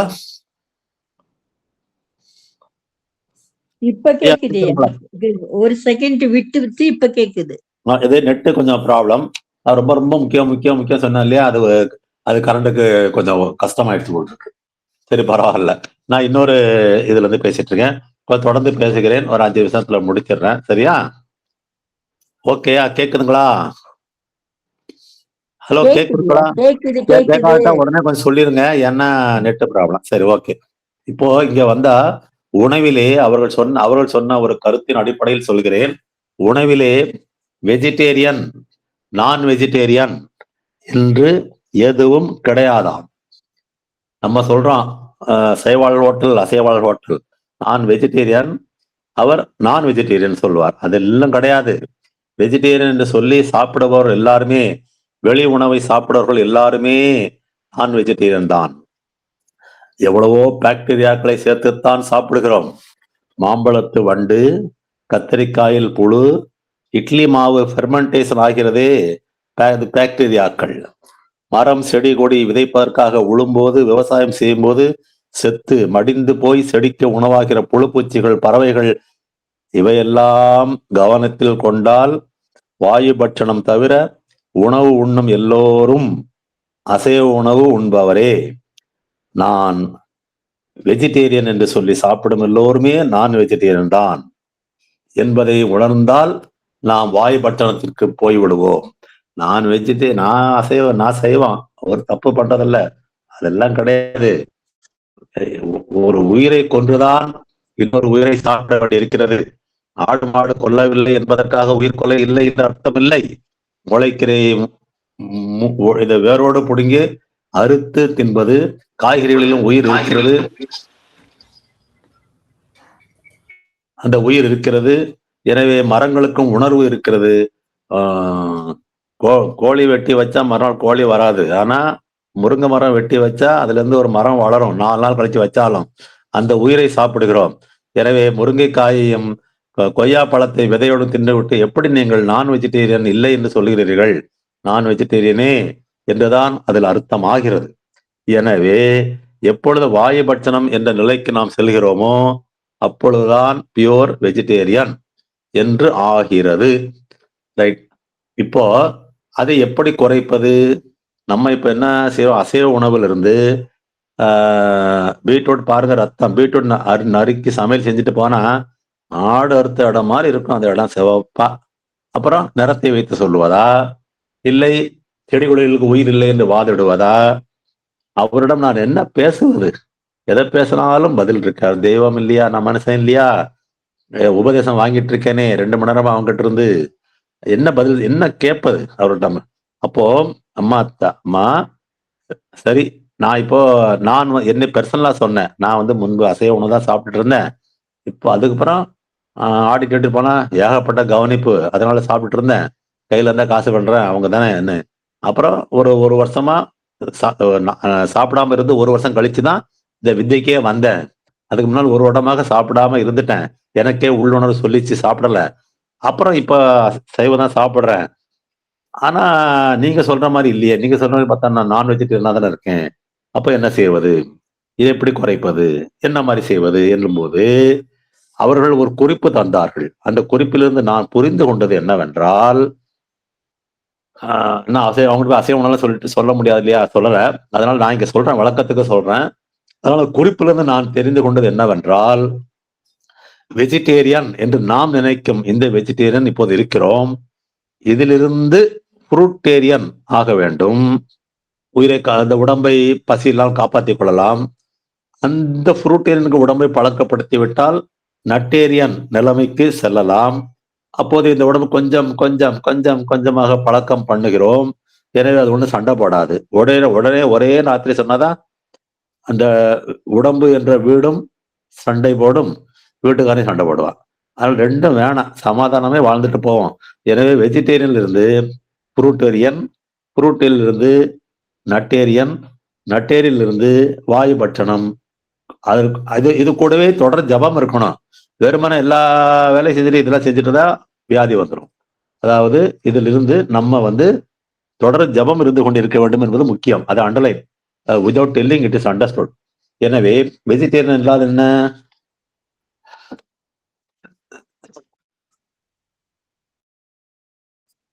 வெஜிடேரியன் என்றால் மர உணவு, அதாவது செடி கொடி காய்கனி இதெல்லாம். இந்த வெஜிடேரியனில் தவிர்க்க வேண்டியது சில உண்டு. பூமிக்கு கீழே இருக்கக்கூடும் உள்ள உணவு தோஷம் அதிகம் உள்ளது, விஷம் அதிகம் உள்ளது. அதாவது பனங்கிழங்கு, பீட்ரூட். இதில் இதில் இதில் சிறப்பானது இஞ்சி. அது தவிர பூமிக்கு கீழே கிடைப்பது இஞ்சி. மற்றது எல்லாமே பூமிக்கு கீழே இருக்கும் உணவில் கொஞ்சம் அது விஷம் அதிகம் உண்டு, பூமி விஷம் அதிகம் உண்டு, பூமி தொடர்பு அதிகம் உண்டு. பூமிக்கு கீழே உள்ள உணவு. அது பூமிக்கு மேலே என்று வரும் பொழுது, பூமிக்கு மேலே எவ்வளவுக்கு மேலே போகிறோமோ அவ்வளவு தூரத்துக்கு அதிலே விஷம் கிடையாது, பூமி எண்ணம் கிடையாது. எனவே பூமி எண்ணம், பூமி தொடர்பு விட வேண்டியவர்கள் உயரமான மரத்திலிருந்து எடுக்க வேண்டும். இதுதான் வெஜிடேரியன் மர உணவு. அதிலிருந்து முன்னேறி சமைக்காத வெளி உணவு, அது முக்கியம். சமைக்காத வெளி உணவு, அதான் இயற்கை உணவுன்னு சொல்லுவது. அதிலிருந்து முன்னேறி ஃப்ரூட்டேரியன். ஃப்ரூட்டேரியன் என்றால் ஃப்ரூட், அதாவது பழங்கள் மட்டும் சாப்பிடுவது. அகத்தியரும் பழங்கள் மட்டும் சாப்பிட்டதாக ஒரு குறிப்பு இருக்கிறது. பழங்கள் மட்டும் சாப்பிடுவது. அதில் முக்கியமான சிறந்த பழம் வாழைப்பழம். எனவே வாழைப்பழம் என்றால் ஏதோ ஒரு வாழைப்பழம் விதவிதமாக இருக்கிறது, நமக்கு எது பிடிக்காத எடுத்துக் கொள்ளலாம். எனவே வாழைப்பழம் மட்டும் சாப்பிடுவது, அது முடியுமா? வாழைப்பழம் மட்டும் சாப்பிட்டு வாழ முடியுமா? கேள்வி. அப்போது கூட ஏதாவது பழங்கள் எடுத்துக்கொள்ளலாம். அந்த கூட எடுத்துக்கொள்ளும் பழங்கள் நம் நாட்டு பழங்கள், நாம் பிறந்து வளர்ந்த உடம்பு பிறந்து வளர்ந்து இருக்கிற இந்த இடத்தின் பழங்களாக இருக்க வேண்டும். அப்படி என்றால் என்ன எடுத்துக்கொள்ளலாம்? முக்கனிகள் எடுத்துக்கொள்ளலாம், மாப்பழா வாழை, அதுக்கப்புறம் இந்த கொய்யா ஐயா அப்படி எடுத்துக்கொள்ளலாம். நம்ம என்ன செய்வோம்? பிரான்ஸ்ல இருந்து வந்த பழம் இருக்கா, ஆப்பிள்ல அமெரிக்கா ஆப்பிள் இருக்கான்னு கேட்போம். அதெல்லாம் கேட்கக்கூடாது. நாம் வாழும் நிலத்தில் விளையும் லோக்கல் ஃப்ரூட்ஸ் என்று எடுத்துக்கொள்வது சிறந்தது. அந்த பழங்களெல்லாம் சிறந்த பழம் நம்மை வாழ வைப்பது வாழைப்பழம். சரி, ஃப்ரூட்டேரியன் புரிந்து விட்டது. அதிலிருந்து நட்டேரியன். நட்டுகள் என்றால் உடனே பாதாம் பருப்பு பிஸ்தா பருப்பு அல்ல. தேங்காய். அதான் முதலிடம் வசிக்கிறது. ஏனென்றால் மரத்திலேயே உயர்ந்த மரம் தென்னை மரம். உயரத்தில் காய்க்கிற காய் தேங்காய். எனவே தேங்காய் என்று எடுத்துக்கொள்ளலாம். கூட ஆரம்பத்தில் உடையடை விட முடியலன்னா வேற ஏதாவது நட்டுகள்.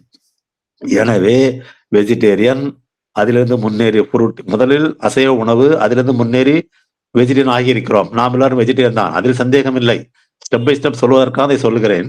வெஜிடேரியன் ஃப்ரூட்டேரியன், ஃப்ரூட்டிலிருந்து நியூட்டேரியன், அந்த நட்டேரியன் தேங்காய் வந்து விட்டோம். இப்பொழுது பூமியிலிருந்து எவ்வளவு உயரத்தில் விளைகிறதோ அந்த அளவுக்கு அதனால் பூமியின் எண்ணங்கள், பூமியில் உள்ள விஷங்கள், பூமியில் உள்ள தோஷங்கள், இந்த இதெல்லாம் இருக்காது என்பதால் உயரமான ஒன்று. இதனால் தானோ என்னவோ 1000 காய்கள் கனிகள் இருந்தாலும் தேங்காயையும் வாழைப்பழத்தையும் வைத்து பூஜை புனஸ்காரம் செய்வதை முன்னோர்கள் நமக்கு செய்துள்ளார்கள் என்றும் ஒரு புரிதல் நாம் தெரிந்து கொள்ளலாம். அப்படியாவது அதை மக்கள் அப்படி பூஜை புனஸ்காரம் என்று சொல்லி பழக்க பண்ணியாவது இந்த மக்கள், வருங்கால மக்கள், பேரன் பேத்திகள், அதற்கு பேரன் பேத்திகள் இவரெல்லாம் சாப்பிட்டு பழக்கமாகட்டுமே என்ற ஒரு நல்ல எண்ணத்தில் தேங்காய் பழம் வைத்து பூஜை செய்வதை நம் முன்னோர்கள் நமக்கு ஏற்படுத்தி கொடுத்திருப்பார்கள் என்று நான் நினைக்கிறேன். அந்த வகையிலே நிறைவு செய்வதாக அவர்கள் சொன்னது கடல், அதில் ஒரு துளி. சரி, அந்த வகையிலே நாம் உணவை குறைத்து கொண்டு அட்லீஸ்ட் ஜபத்தால் உணவு குறையும் போது அதனுடனே பயணம் செய்ய வேண்டும். வல்ல கட்டாயமாக 5க்கு பதில் 2 இட்லி சாப்பிட்டு ஆபீஸ்ல போய் 11 மணிக்கு டீ போண்டா அதெல்லாம் ஆகாது. அது தானே குறையும். குறையாலட்டா ஜபம் இல்லை, அவ்வளவுதான். குறையாட்டா ஜபம் இல்லை, தொடர் ஜபம் இல்லை, குறையும். அப்படி குறையும் போது அதனுடைய பயணம் செய்து அந்த குறைந்த உணவே போதும் என்று சொல்லி வாயு பட்சணத்தை நோக்கி நாம் செல்ல வேண்டும். ஜீவசக்தியான வாயுவை வெளியில் விடாமல் தன் உள் கூடி பிரம்மரந்திரம் வரை நேரே கொண்டு போக வேண்டும் என்பதை தாரக மந்திரமாக கொண்டு செயல்பட வேண்டும் என்று பிரார்த்தித்துக் கொள்கிறேன். நன்றி. ஆத்ம நமஸ்காரம்.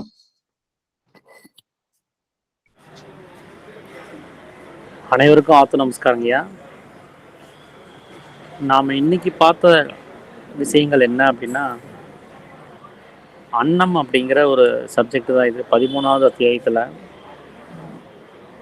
பொதுவாக உலகத்தில் இருக்கக்கூடிய சங்கதிகளை நம்பி அது உண்மைன்னு சொல்லி இங்கே செயல்படக்கூடியவங்களுக்கு வெளியில் இருக்கக்கூடிய உணவு வகைகள் அவங்களுக்கு அவசியப்படுது.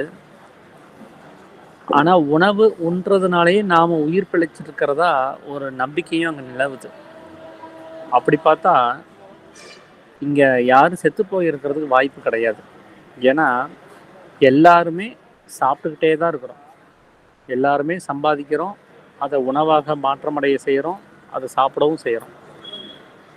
செத்து போகிறவங்க கூட அவங்க செத்து போகிறதுக்கு முந்தின நேரம் வரைக்குமே சாப்பிட்டு தான் இருந்திருப்பாங்க.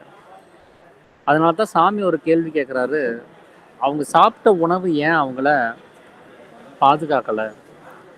அன்னத்தினால் போசிப்பது தான் தேகம் அப்படின்னு சொன்னால் அது ஏன் இங்கே போசிக்கப்படலை அப்படிங்கிற ஒரு கேள்வியை சாமி அங்கே முன்னெடுத்து வைக்கிறாரு. ஸோ அதுக்கு காரணம் என்ன அப்படின்னா, இங்கே யாருமே அன்னத்தை புசிக்கவே கிடையாது. அதனால தான் செத்து போயிட்டு இருக்கிறதா அவர் சொல்கிறாரு. அன்னம் அப்படிங்கிறது என்னன்னே நமக்கு தெரியலை. நாம் சாப்பிடக்கூடிய ஆகார வகைகள் தான் அன்னம்னு சொல்லி நினச்சிக்கிட்டு, இந்த உடம்பு தான் தேகம் அப்படின்னு சொல்லி நினச்சிக்கிட்டு, இந்த தேகத்தை போஷிப்பதற்கு அந்த அன்னம் தான் வேணும் அப்படின்னு சொல்லிட்டு அது பின்னாடியே ஓடிட்டு இருக்கிறோம். ஆனால் உண்மையாகவே தேகம்னு சொல்லி சாமி எதை நமக்கு வலியுறுத்தினாரு? ஜீவசக்தியான வாயுவை. இப்போ அன்னம்னு சொல்லி எதை அவர் வலியுறுத்த வேண்டியதாக இருக்குதுன்னா, அந்த ஜீவசக்தியான வாயு நமக்குள்ளார நிலை பெறுவதற்கு என்ன தேவையோ அதுதான் நாங்கள் அன்னம்ங்கிறது. ஒருத்தர் சாப்பிடாம ஒரு 30-40 நாள் வரைக்கும் கூட உயிரோடு இருக்க முடியும். ஏன்னா அவர் உடம்புல இருக்கக்கூடிய சக்தை வச்சே அங்கே நம்மளால் செயல்பட முடியும். தண்ணீர் அருந்தாமல் ஒரு 10 நாள் வரைக்கும் கூட ஒருத்தர்னால் இருக்க முடியும். உள்ளே இருக்கக்கூடிய நீர் அந்த சத்தை வச்சே அவரால் உயிர் வாழ முடியும். ஆனால் கர்மமாக இருக்கக்கூடிய ஜீவசக்தியான வாயு இல்லை அப்படின்னு சொன்னால் ஒரு நிமிஷம் நேரம் கூட நம்மளால் உயிரோடு இருக்க முடியாது. அப்போ நம்ம உயிர் வாழ்வதற்கு மிகப்பெரிய காரணமாக இருக்கக்கூடியது எதுவாக இருக்குது அப்படின்னா இங்கே சுவாசம் தான். சுவாசம் இல்லை அப்படின்னு சொன்னால் ஒரு நேரம் கூட வாழ முடியாதுன்னு சொன்னால் அந்த சுவாசம் தான் ஜீவனுடைய அன்னம். அந்த ஜீவசக்தியான வாயு நம்மளிருந்து தீர்ந்து போகும்போதாகவும் நம்ம செத்து போகிறதுக்கு காரணமாகுது. அதை எப்போ நம்ம தீராமல் அதை வெளியில் போக விடாமல் தடுக்கிறோமோ அந்த நிலைமைக்கு பேர் தான் அன்னம்ங்கிறது. அதாவது அசுவாக இருக்கக்கூடிய பிராணனை அயனம் செய்தல், தடுத்து நிறுத்துதல், வெளியில் போகக்கூடிய பிராணனை வெளியில் போக விடாமல் தடுத்து நிறுத்துறதுக்கு பேர் தான் அன்னம் அப்படிங்கிறது. அது ஒரு செயல்முறை. அது அன்னம் அப்படின்னு சொன்னால் அது ஒரு பொருள் அல்லது. அதை ஜீவசக்தியான வாயுவை தடுத்து நிறுத்துகிற செயலுக்கு பேர் தான் அன்னம்ங்கிறது. ஸோ அந்த செயலை யார் இது வரைக்கும் செய்யலை, அதனால தான் எல்லாரும் செத்து போயிட்டுருக்குறாங்க அப்படிங்கிறது தான் இங்கே சாமி சொல்லக்கூடிய ஒரு விஷயம். அப்படி நம்மளுடைய ஜீவசக்தியான வாயு வெளியில் போய் தீராமல் இருக்கணும் அப்படின்னு சொன்னால் நமக்குள்ளார சமீரணன்னு சொல்லக்கூடிய அந்த கதி அபியாசம்ங்கிறது நமக்கு வேணும். ஏன்னா நமக்கு நார்மலாக காலையில் எந்திரிச்சதுலேருந்து நைட்டு தூங்க போகிற வரைக்குமே நம்ம ஜீவசக்தியான வாயு வெளியில் போய் தீர்ந்துக்கிட்டே இருக்குது. வெளி சுவாசத்தோடையே தான் நம்ம இருக்கிறோம். அதனால தான் நமக்கு இந்த உடம்புனுடைய இயக்கம் தேவைப்படுது. உலகத்தினுடைய அவஸ்தையை உணர வேண்டியது இருக்குது. இந்த உடம்பை போஷிப்பதற்கு தேவையான ஊட்டச்சத்து நிறைந்த உணவுகள் தேவைப்படுது. ஆனால் நம்மளுடைய வாழ்க்கை முறைங்கிறது இந்த உலகத்தில் இருக்கக்கூடிய விஷயங்களை அனுபவித்து சுகதுக்கங்களை அனுபவிக்கிறது கிடையாது. நாம் யோகிகளாக தன்னுடைய உள்நிலை பயணத்தை ஸ்திரப்படுத்தி அந்த உள்நிலை பயணத்துக்குள்ளே போகிறதுக்கான வழிவகைகளை செய்கிறது தான் நம்மளுடைய வேலை. அப்போ நமக்கு உலகத்தில் இருக்கக்கூடிய எந்த காரியங்களோடையும் சம்பந்தம் படுத்திக்க வேண்டிய அவசியம் கிடையாது தான். ஆனால் தொடக்க நிலையில் நமக்கு அது இந்த உலகத்தோட தொடர்பு இல்லாமல் நம்மளால் இங்கே வாழ முடியறது இல்லை. ஆனால் கொஞ்சம் கொஞ்சமாக நம்ம உள்நிலை பயணத்தில் ஸ்திரமாக வெளிநிலையில் இருக்கக்கூடிய உலகத்தினுடைய தொடர்பானது அறுந்துக்கிட்டே இருக்கும். உலகத்தினுடைய தேவைகள் குறைந்து கொண்டே இருக்கும். இந்த உடம்புனுடைய இயக்கம் குறைந்து கொண்டே இருக்கும். இந்த உடம்புனுடைய இயக்கம் குறையும் போது தேவைப்படக்கூடிய சத்துக்களினுடைய அளவீடும் குறைவாகவே இருக்கும். அப்படி தான் நாம் கொஞ்சம் கொஞ்சமாக இந்த உணவு வகைகளை குறைக்க வேண்டிய அவசியங்கிறது ஏற்படுது. நம்ம முழுவதுமாக அந்த ஸ்திரத்தன்மை அடையும் போது, உள்நிலை பயணத்தில் அடையும் போது நமக்கு வெளியில் இருக்கக்கூடிய உணவுங்கிறது நிச்சயமாக அவசியம் இல்லாமலே போயிடும். அந்த நிலைமையை அடையிறதுக்கு தான் இங்கே சமீரணன்னு சொல்லக்கூடிய அந்த கதி வேணும். நமக்கு வெளி சுவாசம் போயிட்டு இருக்குதுன்னு சொன்னால் உலகம் உண்டாயிரும், உடம்பு இயங்கும், அதுக்கு சத்து தேவைப்படுது, உணவு வேணும்.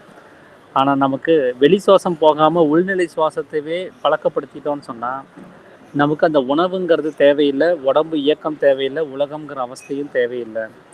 ஸோ அந்த நிலைமைக்கு போகிறதுக்கான ஒரு முயற்சிக்காக தான் நமக்கு இந்த வித்தையானது இங்கே கொடுக்கப்பட்டிருக்குது. அந்த சமீரணன்னு சொல்லக்கூடிய கதி நமக்குள்ளார இயல்பாகவே நைட்டு தூங்குறோம் அப்படின்னு நாம் நினைக்கக்கூடிய சமயத்தில் அது இயல்பாக ஓடிட்டு தான் இருக்குது.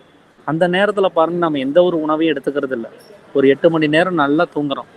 கண்ணை மூடி கண்ணை திறந்து போனால் 8 மணி நேரம் காணாமல் போயிடுது. அந்த 8 மணி நேரத்துலையும் நமக்கு எந்த ஒரு உணவும் தேவைப்படுறது இல்லை. ஏன்னா சமீரணங்கிற அந்த கதி உள்ளே ஓடிட்டு இருக்குது. அதே வெளி சுவாசம் ஓடிச்சுன்னு சொன்னால் 4 மணி நேரத்துக்கு ஒரு முறை நாம் ஏதாவது ஒரு உணவை உள்ளே எடுத்துக்க வேண்டிய அவசியங்கிறது ஏற்படுது. ஏன்னா உடம்புடைய இயக்கம்ங்கிறது அங்கே உண்டாகிறதுனால. அப்போ அந்த சமீரணங்கிற கதி நமக்கு பகலையும் ஓடிச்சுன்னு சொன்னால் நிச்சயமாக நமக்கு உணவுங்கிறது தேவைப்படாது. ஏன்னா உடம்புடைய இயக்கத்தினுடைய அளவீடு ரொம்ப குறைஞ்சு போயிடும், சத்தினுடைய அந்த செலவுங்கிறது குறைஞ்சு போயிடும். அதனால நமக்கு உணவுங்கிறது அவசியம் இல்லாமல் போயிடும். அப்போது ஜீவசக்தியான வாயு தான் அன்னம்னு சொல்லிட்டாரு, இதை அன்னம்னு அவர் சொல்லலை, அதனால இதை நிறுத்திடலாமா அப்படின்னு கேட்டால் நிறுத்த முடியாது. ஏன்னா நம்முடைய வெளி சுவாசம் வெளியில் போயிட்டு இருக்குது, அதனால அதுக்கு அன்னம் தேவைப்படுது. நாம் எதை அன்னம்னு நம்ம நினச்சிட்டு இருக்கிறோமோ அந்த உணவு இந்த உடம்புடைய இயக்கத்துக்கு தேவைப்படுது. அப்போ நாம் இந்த வெளியில் இருக்கக்கூடிய உணவை நிறுத்துறதுக்கு முன்னாடி நாம் செய்ய வேண்டிய ஒரு செயல் என்ன அப்படின்னா, இந்த வெளி சுவாசத்தை தடுத்து நிறுத்துறது. அந்த வெளி சுவாசத்தை தடுத்து நிறுத்தாமல் நாம் இந்த அன்னத்தை நிறுத்துறதுக்கு வாய்ப்பே கிடையாது. இதுக்கு முன்னாடி கூட ராமச்சந்திரன் ஐயா ஒரு யோகியை பற்றி சொல்லிட்டு இருந்தாங்க, கிருஷ்ணானந்த பாரதி அவங்கள பற்றி. அவங்க வெளி உலகத்தினுடைய தொடர்பை அவங்க முடிந்த அளவில் அவங்க அறுத்தவங்க. அவங்க நாம பகலில் நம்ம எவ்வளவோ வேலைகள் செஞ்சுட்டு இருக்கலாம், ஆனால் மற்ற நேரங்கள்ல உட்காந்து அவங்க ஜபம் பண்ணிகிட்டே இருக்கக்கூடியவங்க. அதனால அவங்களுக்கு அந்த சமீரனுங்கிற கதியிலேயே அவங்க இருந்ததுனால அவங்களுக்கு பகல் நேரத்துலையும் உணவு தேவைப்படலை, இரவுலையும் உணவு தேவைப்படலை. ஸோ அவங்கனால அது பாசிபிலிட்டியாக இருந்தது. நாமளும் அந்த தகுதி அடையணும்னு சொன்னால் நமக்குள்ளாரையும் அந்த ஜபத்தினுடைய அந்த விகிதமானது அதிகமாகணும். அந்த சமீரணங்கிற கதியானது எல்லா நேரங்களிலுமே அங்கே ஓடிட்டே இருக்கணும். அந்த சமயத்தில் தான் நம்மளால் அதை சரிவர அடைய முடியும். இதில் ஒரு கேள்வி கேட்கலாம், எப்படின்னா இந்த சமீரணங்கிற கதி தானே மற்ற உயிரினங்களுக்கும் ஓடிட்டே இருக்குது. மற்ற உயிரினங்களும் 24 மணி நேரமும் அதே சமீரணங்கிற கதியில தான் ஓடுது. அவங்களும் அன்னத்தை இங்க எடுக்கிறதுக்கான ஒரு முயற்சியில இருக்கவே செய்யறாங்களே. அன்னம்ங்கிறது அவங்களுக்கு தேவைப்படுதே அப்படிங்கிற ஒரு கேள்வியும் வரலாம். அதுக்கு காரணம் என்னன்னா, அதுக்கு அவங்களுடைய முயற்சியில அந்த கதியானது அங்க அபியாசப்படுறது கிடையாது. அவங்களும் நம்மள மாதிரியே உலகம்ங்கிற அவஸ்தையை அனுபவிக்கிறதுக்காகவே வெளியில தூக்கத்துல எந்திரிச்சு வர்றாங்க. இந்த உலகம்ங்கிற அவஸ்தை அவங்களுக்கும் அங்க அவசியப்படுது.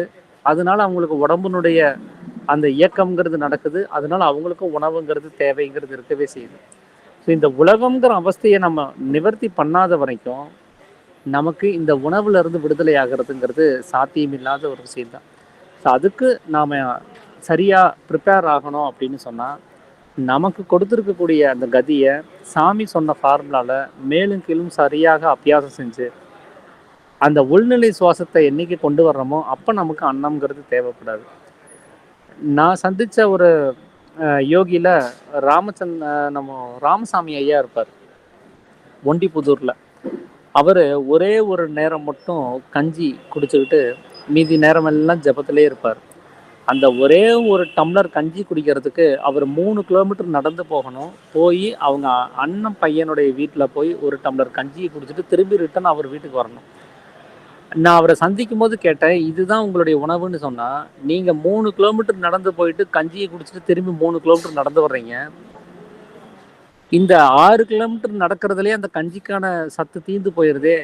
அதுக்கு நீங்க பேசாம இங்கேயே இருந்தா அந்த அந்த கஞ்சியும் கூட உங்களுக்கு தேவைப்படாதே அப்படின்னு சொல்லி கேட்டேன். அவரு கால்களுக்கு ஓய்வு கொடுக்கணுங்கிறதுக்காக தான் நான் நடக்கிறேன். இல்லைன்னா அது கூட எனக்கு தேவைப்படாது. நான் அதை ஒரு 3 கிலோமீட்டராவது டெய்லி நடக்கலாம் அப்படின்னு சொல்லிட்டு அதை செயல்முறைப்படுத்துறதுக்காக தான் அந்த ஒரு டம்ளர் கஞ்சியே எனக்கு தேவைப்படுது. இல்லைன்னா அது கூட எனக்கு தேவைப்படாது அப்படின்னாரு. ஐயா, கால்களுக்கு ஓய்வு கொடுக்கணும்னா எல்லாரும் சும்மா தானங்கய்யா இருக்கணும். நீங்க நடந்தா எப்படி அது ஓய்வுன்னு சொல்றீங்க? சும்மா இருக்கிறது தானே ஓய்வுங்கிறது அப்படின்னு. அவர் என்ன சொன்னாருன்னா, கால்களுக்கு ஓய்வு கொடுக்கணும்னு சொன்னா அது நீங்க நடந்தாதான் அதுக்கு ஓய்வு. ஏன்னா ரத்த ஓட்டம் பாயும், அதுக்கு சத்து ஏற்படும். அப்போதான் அது எனர்ஜெட்டிக்காக இருக்கும். நீங்கள் ஒரு பஸ்ஸில் ட்ராவல் பண்ணும்போது காலை தொங்க போட்டுகிட்டே ரொம்ப நேரம் உட்காந்து பாருங்கள், கால் வீக்கமடையும். ஒரு சேரில் உட்காந்து ரொம்ப நேரம் காலை அசையாமலே வச்சு பாருங்கள், கால் வீங்கும். ஆனால் நடந்தால் கால் வீங்காது. கொஞ்சம் தூரம் நடந்தால் அந்த கால் வீக்கம் குறைஞ்சு போயிடும். ஏன்னா அங்கே ரத்த ஓட்டம் சீராக நடக்க தான் அந்த கால்களுக்கு சத்து தேவைப்படும். சத்துங்கிறது கிடைக்கிறது அப்படிங்கிறத அவர் ஒரு காரணமாக சொன்னார். அந்த ஒரு ஓய்வு கொடுக்கறதுக்காக வேண்டி தான், அந்த கால்களுக்கு சக்தி கொடுக்கறதுக்காக வேண்டி தான் நான் நடக்கிறேன். நான் நடந்து போயிட்டு வர்றதுக்காக தான் அந்த ஒரு டம்ளர் கஞ்சியை குடிக்கிறேன். இல்லைன்னா எனக்கு அது கூட அவசியப்படாது. எனக்கு உள்நிலை சுவாசத்தில் இருக்கக்கூடிய அந்த அபியாசமே எனக்கு போதுமானதாக இருக்குது அப்படிங்கிறத அவர் ஒரு ஆன்சராக சொல்லியிருந்தார். ஸோ அவர் அந்த அளவுக்கு ஒரு நிலையை அடைஞ்சிருக்கிறாங்க அப்படின்னு சொன்னால், அதுக்கு முன்னாடி நம்மளுடைய உணவுகளை அவங்க ஒரு நாளில் அதை நிறுத்தலை. கொஞ்சம் கொஞ்சமாக தான் அதை நிறுத்திட்டு வந்திருக்கிறாங்க. ஸோ உள்நிலை பயணத்தில் எந்த அளவுக்கு அவங்க இன்வால்மெண்ட்டாக போகிறாங்களோ அதே அளவில் வெளிமுக பயணத்தில் கொஞ்சம் இன்வால்மெண்ட் குறைய ஆரம்பிக்குது. இது குறைய வெளியில் இருக்கக்கூடிய உணவுகளும் குறைய ஆரம்பிக்குது. ஸோ அதனால தான் அது சாத்தியமாகுது. அப்போ நாமளும் இங்கே செய்ய வேண்டிய ஒரு விஷயம் என்னென்னா, உணவை குறைக்கணும்னு நாம் முடிவு பண்ண வேண்டியதில்லை. உள்நிலை பயணம் அதிகமானாலே அது ஆட்டோமேட்டிக்காக குறைஞ்சி போயிடும். அதனால் நாமளாக பிளான் பண்ணி ஒரு டயட் கண்ட்ரோல் கொண்டு வரணும், நாமளாக பிளான் பண்ணி ஒரு விஷயத்தை நிறுத்தணும்னு சொல்லி நம்ம முடிவு பண்ண வேண்டியது கிடையாது. அதை முடிவு பண்ண வேண்டியது நம்முடைய உடம்பு. அதுக்கு தேவையான சத்தை அது எடுத்துக்கிறதுக்கான அந்த ஒரு உரிமை அதுக்கு இருக்குது. அதை நம்ம கொடுத்து தான் ஆகணும். அது எந்த அளவுக்கு செயல்படுத்துகிறோமோ அதுக்கு தகுந்த சத்தை நம்ம கொடுக்காம அதை செஞ்சோன்னு சொன்னால் அது தோஷமாயிரும். அது உடம்புக்கு கொடுக்கக்கூடிய ஒரு கேடாக மாறிடும். அப்போது இந்த உணவை நிறுத்தணும்னு சொல்லி நாம் முடிவு பண்ணுறதா இருந்தால் முதல்ல உடம்புடைய இயக்கத்தை நிறுத்தி ஆகணும். இந்த உலகம்ங்கிற அவஸ்தையை நிறுத்தி ஆகணும். நம்முடைய சுவாசத்தை உள்நிலைப்படுத்தி ஆகணும். ஸோ இந்த ப்ராசஸ் எல்லாம் செய்யாமல் நம்ம நேரடியாக உணவு மேலே கை வைக்க முடியாது. ஸோ இதையும் நம்ம கவனத்தில் வச்சுருந்து சாமி சொன்ன அந்த எக்ஸ்ட்ரீம் லெவல் உணவே இல்லாமல், வெளியில் இருக்கக்கூடிய எந்த உணவு வகைகளையும் சார்ந்து இல்லாமல், தன்னுடைய உள்ளுக்குள்ளார இருக்கக்கூடிய தன்னுடைய சொந்த சொத்தாக இருக்கக்கூடிய சுக்கிலத்தை மட்டுமே பானம் செய்து ஆனந்த மத்தன்மார்களாக இருக்கிறதுக்கான வழிமுறை உள்ளுக்குள்ளார இருக்குது. நாம் அப்படி தான் கர்ப்ப பாத்திரத்தில் இருக்கும்போதும் இருந்தோம். அந்த வகையில் நாம் ஒரு அடுத்த லெவலுக்கு வரணும் அப்படின்னு சொன்னால், இங்கே சதா அபியாசம் செஞ்சு சமீரணன்னு சொல்லக்கூடிய அந்த கதியை வருவிக்க வேண்டிய அவசியம் இருக்குது. அந்த சமீரணன்னு சொல்லக்கூடிய அந்த கதிக்கு பேர் தான் அன்னம்ங்கிறது. அந்த சமீரணங்கிற கதி என்னைக்கு நம்மளுக்குள்ள ஓடுதோ அப்போ நமக்கு வெளி உணவு அப்படிங்கிறது அவசியம் இல்லாமல் போயிடும். ஸோ அந்த நிலைமைக்கு முன்னேறுவதற்கு நாம் இங்கே செஞ்சிருக்கக்கூடிய சத்திய வாசகத்தை நினைவில் வச்சிருந்து மனதாலும் வாக்காலும் கர்மத்தாலும் சத்தியத்துக்கு விரோதமாக எந்த ஒரு விஷயங்களையும் செய்யாமல் இருக்கிறதுக்காக தன்னுடைய ஜீவசக்தியாக இருக்கக்கூடிய வாயுவை எந்த ஒரு காரணத்துக்காகவும் வெளியில் போக விடாமல் தடுத்து நிறுத்தி அதை உள்முகப்படுத்துகிற அந்த முயற்சியை நம்ம கைவிடாமல் செய்யும் போது அந்த சமீரணங்கிற கதியானது மாற்றமடையுது. ஸோ அந்த சமீரணங்கிற கதி வராமல் நாம் இந்த உணவுங்கிற ஒரு விஷயத்தை குறைக்கிறதுக்கு முடியாது. அது வந்துருச்சுன்னா அது தானாக குறைய போகுது. ஸோ நாம் அதனால நம்மளுடைய கான்சன்ட்ரேஷன் வந்து ஃபுல் அண்ட் ஃபுல்லாக எதில் இருக்கணும் அப்படின்னா இந்த கதி மாறுபாடு உண்டாகிற விஷயத்தில் இருந்தாலே போதும். அந்த சமீரன்கிற கதி உள்ளே ஓடிச்சுன்னா வெளி உணவுங்கிறது ஆட்டோமேட்டிக்காக கட்டாகி போயிடும். அது எந்த அளவுக்கு இன்வால்மெண்ட்டாக உள்ளே போகிறோமோ அந்த அளவுக்கு இங்கே குறைச்சிக்கிட்டே வரும். அதனால் நாம் எதுவுமே ப்ரீ பிளான் பண்ண வேண்டாம். நமக்கு கொடுக்கப்பட்டிருக்கக்கூடிய ஒரே வேலை இந்த ஜீவசக்தியான வாயு எப்பெல்லாம் வெளியில் போகுதோ அப்பெல்லாம் அதை தடுத்து நிறுத்தி அதை உள்நிலை சுவாசமாக மாற்றி அமைக்கிறது தான். அந்த வேலையை நம்ம தொடர்ந்து செஞ்சாலே இங்கே போதுமானதாக இருக்கும் அப்படிங்கிறதையும் இங்கே நான் நினைவுபடுத்திக்கணும்னு நினைக்கிறேன். இதைத்தான் அகஸ்தியர் கூட தன்னுடைய பாடல்களில் சொல்லியிருப்பார். உண்ணும் போது உயிரெழுத்தை உயர வாங்கி உறங்குகின்ற போதெல்லாம் அதுவே ஆகும். பெண்ணின் பால் இன்பம் விடும்போதெல்லாம் பேணி வளம் நோக்கி அவத்தில் நின்று தின்னும் காய் இலை மருந்தும் அதுவே ஆகுங்கிறாரு. அப்போ உண்ணும் போது அப்படின்னா உட்கொள்ளுதல் அப்படிங்கிறது ஈஸ்வர சேவை செய்யறது அப்படின்னு சாமி வந்து 4ஆம் அத்தியாயத்தில் சொல்லியிருப்பாரு. அப்போ ஈஸ்வர சேவை செய்யும் பொழுது நம்மளுடைய உயிரெழுத்தாக இருக்கக்கூடிய இந்த பிரணவ மந்திரத்தை நாம் எடுக்கக்கூடிய சமீரணன்கிற கதியை அதை உயர கொண்டு போகணும். அதுதான் தூங்குகின்ற சமயத்திலும் அதுதான் ஓடிட்டு இருக்குது, அதுதான் உறங்குகின்ற போதெல்லாம் அதுவாகவே இருக்கிறது அப்படிங்கிறாரு. அந்த நிலைமையத்தான் நம்ம ஒரு பெண் கூட ஒரு சம்யோகம் செய்யும் போதும் கூட அந்த மேல்நிலை கவனத்திலேயே இருந்து அந்த வேலையை செய்யணும் அப்படிங்கிறதையும் அவர் சொல்லியிருப்பாரு. அப்படி யார் செய்கிறாங்களோ அவங்களுக்கு உணவுங்கிறது வெளியில் தேவைப்படாது, மருந்துன்னு சொல்லி வெளியில் தேவைப்படாது. அதனால் தின்னும் காய் இலை மருந்தும் எல்லாமே அதுவாகவே இருக்கும். அந்த ஜீவசக்தியான வாயு உள்ளில் பயணப்படக்கூடிய சமீரன்கிற கதியாகவே இருக்கும். அப்படி யார் தினமும் இந்த உலகத்தில் செலுத்திட்டு வர்றாங்களோ, இந்த உலகத்தில் வாழும் போதே அந்த நிலையை யார் அடையிறாங்களோ அவங்க மண்ணொலி காலம் மட்டும் பாழ்வார் பாரு, மரளுகையில் அகப்பட மாட்டார் தாமே. அவங்க செத்து போக மாட்டாங்க, நித்திய ஜீவனோட அவங்க இங்கே இருப்பாங்க அப்படிங்கிறத அகஸ்தியர் கூட சொல்லியிருப்பாரு. ஸோ அதே விஷயத்தை தான் இங்கே சாமி நமக்கு இங்கே தெளிவுபடுத்துகிறாரு. அதனால் ஜீவசக்தியான வாயுவை உள்ளுக்குள்ளே நிலைப்பெற செய்கிறது தான் நம்மளுடைய முக்கியமான கடமை. ஸோ அதை நோக்கின பயணமாகத்தான் நம்மளுடைய அந்த குறிக்கோள் அப்படிங்கிறது இருக்கணும் அப்படிங்கிறதையும் நான் சொல்லணும்னு நினைக்கிறேன். பிரேமையா ஹேண்ட் ரைஸ் பண்ணியிருந்தீங்க ஐயா. ஒரு டவுட்யா, ஆனா யாருக்கும் அனுபவம் இல்ல, எப்படி எப்படி தெரியும்னு சொல்லிட்டு. ஆனா இருந்தாலும் ஒரு டிஸ்கஷன் தான். இப்போ நம்ம உண்ணுகின்ற போதெல்லாம் அதுவே ஆகும், அது வந்து ஜீவசக்தியான வாயு. அது நீங்க வந்து படிப்படியே குறைச்சிட்டு ராமச்சந்திரன் சொன்ன மாதிரி படிப்படியே குறைச்சிட்டு வராங்க. என்ன ஒரு கேள்வின்னா, அது வந்து ஜீவசக்தியான அந்த விந்துன்றது தான் வந்து நமக்கு அந்த சக்தி கொடுக்குது இல்லைங்களா? அப்படிதான் நான் நினைக்கிறேன். இப்போ அவங்க ஃபுல்லாவே கம்ப்ளீட்டாவே நிறுத்திட்டாங்க சாப்பிடுறது, இன்டேக்கே கிடையாது. அப்போ அந்த ஜீவசக்தியான அந்த சுக்கிலம் இருக்குங்க இல்லையா, அதுவும் கொஞ்சம் கொஞ்சமா அவங்க கொஞ்சம் செயல்படுறாங்க இல்லையா, போறாங்க நடக்கிறாங்க வராங்க. அப்படி இருக்கும் போது அந்த ஜீவசக்தியான வாயு கொஞ்சம் கொஞ்சமா விரயம் ஆகும். அப்போ திருப்பியும் அது ரீக்ரியேட் பண்ணிக்குமா? அதுவே முடியாதுங்களா? ஆகாது ஆகாது ஆகாது. ஏன்னா எனக்கு என்ன ஒரு கேள்வி வந்ததுன்னா, இப்ப நம்ம சாப்பிடுறது வந்து நம்ம அதை அழுகி அதுதான் வேர்வையா மாறி சுக்கிலமா மாறுது. இப்ப அந்த வேர்வை வந்து ஆட்டோமேட்டிக்காவே அவங்களுக்கு வந்து எப்படி சொல்றது, அந்த பிரபஞ்சத்துல இருந்து அவங்க எடுத்துக்கிறாங்களா, அது மூலியமா அந்த சுக்கிலமா மாற்றப்படுதான்னு எனக்கு ஒரு டவுட் வந்தது. இல்ல, இப்போ 2ஆம் அத்தியாயத்தை நீங்க கிளியரா படிச்சீங்கன்னா தெரியும். நாம சாப்பிட்ட ஆகார வகைகள் எல்லாம் உணவு பையில விழுந்து அது வாயு நடமாட்டம் ஆகாத அளவுக்கு, அது இடம் இல்லாத அளவுக்கு குமுறி போயிருது. ஸோ அந்த குமுறல்ல ஏற்படக்கூடிய உபசம்தான் அது வந்து அங்க வியர்வையாக வருதுன்னு சொல்றாரு. ஸோ அது சீரணம் பண்ணக்கூடிய ப்ராசஸ் அங்க நடக்கும்போது, அந்த சீரணம் பண்ணும்போது அந்த செயல்முறையில தான் அங்க வந்து வியர்வையில சுக்கிலம் உற்பத்தி ஆகுது. சாப்பிட்ட சாப்பாட்டுல இருந்து எந்த சுக்கிலமும் உற்பத்தி ஆகிறது கிடையாது. உடம்புல ஏற்படக்கூடிய அந்த சீரணம் பண்ணும்போது ஏற்படக்கூடிய உஷ்ணத்திலிருந்து தான் அந்த சுக்கிலமானது உற்பத்தி ஆகுது. இப்போ சாப்பிடும்போது மட்டும்தான் சுக்கிலம் உற்பத்தி ஆகும் அப்படின்னு நாம இங்க எண்ண முடியாது.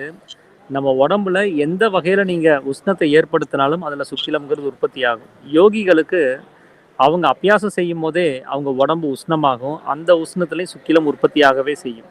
ஆனா நீங்க கேட்ட கேள்வி என்னன்னா, அவங்க உணவு உட்கொள்ளாமல் வெளிமுக செயல்கள் செய்யறாங்க அப்படின்னு சொன்னா சுக்கிலம் உற்பத்தி ஆகாது. ஏன்னா உணவு உட்கொண்டாதான் அது வந்து உற்பத்தி ஆகும்.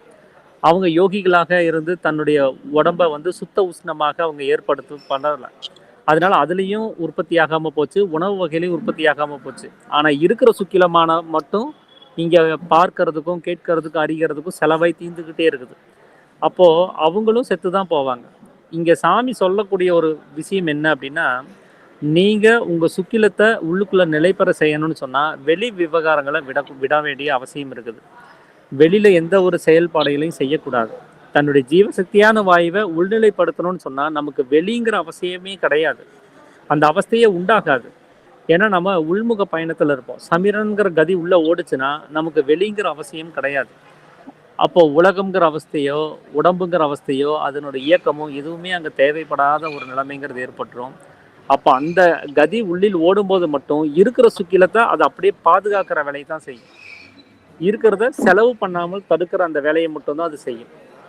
அதைய எக்ஸ்டெண்ட் பண்றதுங்கிறது அவர் யோகியாக இருந்து பயிற்சி பண்ணும்போது அது அதிகப்படியாக அந்த உஷ்ணத்தில் அதிகரிக்க செய்யும். அப்படி அதிகரிக்கப்பட்ட அந்த சுக்கிலம் தான் புருவ மத்தியத்துல அந்த உபஸ்தங்கிற தட்டுல இருந்து நிறைஞ்சு கீழ்முகமாக இறங்கி வரும். அதைத்தான் தேவாமிர்தம்னு சொல்றாங்க. அதுதான் சக்தி பூஜை அப்படின்னு சொல்லப்படுறது. அது அந்த யோகி பயிற்சியின் மூலமாக தனக்கு தேவையான சுக்கிலத்தை அதிகப்படுத்திக்கிறார். நாம உலகவாசிகள் நாம் என்ன பண்றோம், நமக்கு தேவையான சுக்கிலத்தை உணவின் சீரண மண்டலத்தின் மூலமாக அதை உற்பத்தி பண்ணிக்கிறோம். ஏன்னா அங்கேயும் ஒரு உஷ்ணம்ங்கிறது ஏற்படுது. ஆனா நாம என்ன பண்றோம், உலகவாசிகளா இருந்து அந்த ஏற்பட்ட உஷ்ணம் எவ்வளோ நம்ம சாப்பிட்டு ஒரு விஷயத்த நம்ம உள்வாங்கி வச்சிருக்கிறோமோ சுக்கிலத்தை அதை விட அதிகமாகவே செலவு பண்றோம். அதனால தான் அங்க ஸ்டோரேஜ்ல குறைபாடுங்கிறது ஏற்படுது. சாப்பிட்ட அளவுக்கு மட்டும் வேலை செஞ்சோம்னு சொன்னா அந்த ஸ்டோரேஜ் அப்படியே தான் இருக்கும். சாப்பிட்டு அதுல உற்பத்தியான சுக்கிலத்தை விட அதிகப்படியாக செலவு பண்ணிட்டோம்னு சொன்னா வரவை எட்டனா செலவு பத்தனான்னு போயிடுச்சுன்னா அங்க கடன் வாங்க வேண்டிய ஒரு நிலைமைங்கிறது ஏற்படுது இல்லையா, திவாலாக வேண்டிய சூழல் ஏற்படுது இல்லையா. அதைத்தான் இங்க வந்து செத்து போறது, சுக்கிலம் தீர்ந்து போய் சத்தாக இருக்கக்கூடிய பொருள் காணாம போறது அப்படின்னு சொல்றாங்க. அப்போ ஒரு யோகிங்கிற நிலைமைக்கு போயிட்டீங்கன்னா அது சேவிங்ஸ் மட்டும் இல்ல, அங்க அதிகப்படியான சுக்கிலத்தை ஏற்படுத்துறதுக்கான ஒரு வாய்ப்பு இருக்குது. அந்த யோகிங்கிறவர் யாரா இருப்பார்னா, வெளியில இருக்கக்கூடிய மொத்த விவகாரங்களையும் விட்டுட்டு பிரம்மம் அப்படின்னு சொல்லக்கூடிய அந்த ஒரு விஷயத்தை மட்டுமே சார்ந்து உள்நிலை பயணத்துல இருப்பார். அந்த உள்நிலை பயணத்துக்காக மாத்திரமே அவர் வாழக்கூடியவரா இருப்பார். அவங்கள தான் யோகிகள்னு சொல்றோம். அப்படி யோகிகளுடைய நிலைமைக்கு நம்ம வந்துட்டோம்னா சுக்கிலம் அதிகமாகவே செய்யும். அது சேமிப்பு அப்படியே இருக்கும், குறைவுபடாது. அப்படிங்கிறத தாண்டி அது அதிகமாகவே செய்யும். புரியுதுங்கய்யா. அதே மாதிரி கிருஷ்ணானந்த பாரதி வந்து மிஞ்சு மிஞ்சு போனா ஒரு 4 வருஷம் 5 வருஷம் அவங்களோட பயிற்சி காலமே அவ்வளவுதான் இல்லைங்களா. ஆனா அந்த தீவிர பயிற்சியால சமாதி வரைக்கும் போயிட்டாங்க. இதுல ராமச்சந்திர ஐயா சொன்னது ரொம்ப வியப்பா இருந்தது. அவங்க வந்து அதாவது இந்த மரம் ஹைட்டுக்கு, அந்த பனைமரம் ஹைட்டுக்கு வந்து போயிட்டாங்கன்றது. இதை நான் கேள்விப்பட்ட வரைக்கும் இந்த பாம்பட்டி சித்தர் இருக்காரு இல்லையா, அவரோட வழி வந்ததுக்கு அப்புறம் இந்த குண்டலினி யோகம் சொல்லி தராங்க.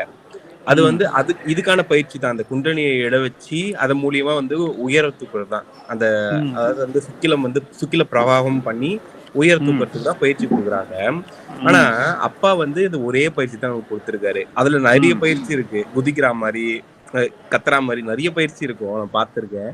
ஆனா இவங்க என்ன பண்ணிருக்காங்கன்னா பாருங்களேன், அந்த ஒரு கஷ்டப்பட்டு பயிற்சி பண்றதே வந்து அதுவுமே வந்து ஒரு சில பேருக்கு தான் கை கூடும் தீர்வத்துல இருக்கும் போது. ஆனா அது ரொம்ப ஹைட்லாம் வந்து எழுப்ப முடியாது அவங்க சொன்ன வரைக்கும். ஆனா இவங்க பாத்தீங்க அப்படின்னா அவ்வளவு ஹைட்டுக்கு எழும்புறாங்கன்னா இதுல நான் ஒண்ணு மட்டும்தாங்க பாக்குறேன். இப்ப அவங்க என்ன பண்ணுவாங்க அப்படின்னா அந்த மூலாதாரத்துல இருந்து, அதாவது கீழ் பகுதியில இருந்து ஒரு இதுவா வந்து எடுத்துட்டு போவாங்க விந்து சக்திய. அப்பா என்ன பண்ணிட்டாரு இந்த இடத்துல அப்படின்னா, மொத்தவங்களுக்கும் அப்பாவுக்கும் ஒரு வித்தியாசம் இருக்கு, பெரிய வித்தியாசம். நான் கண்டுபிடிச்சது இல்ல. மொத்தவங்க சாப்பிட்டு அது இலகி, அதாவது அந்த விந்து சக்தியை கீழே இலக வச்சு அதுல இருந்து அப்படியே ஏத்துறாங்க. குண்டலினி அந்த மூலாதாரத்துல இருந்து ஏத்தி திருப்பி மேல வர வைக்கிறாங்க. எதுக்கு நீ சுத்தி வளைச்சுலாம் போற, இருக்கிறதே அதே இடத்துல தானே இருக்கு, அதனால சதா பிராணாயாமம் பண்ணி அங்கேயே வச்சுக்கோ, கீழே இறக்கி விட்டாதானே திருப்பி நீ மேல ஏத்தணும்.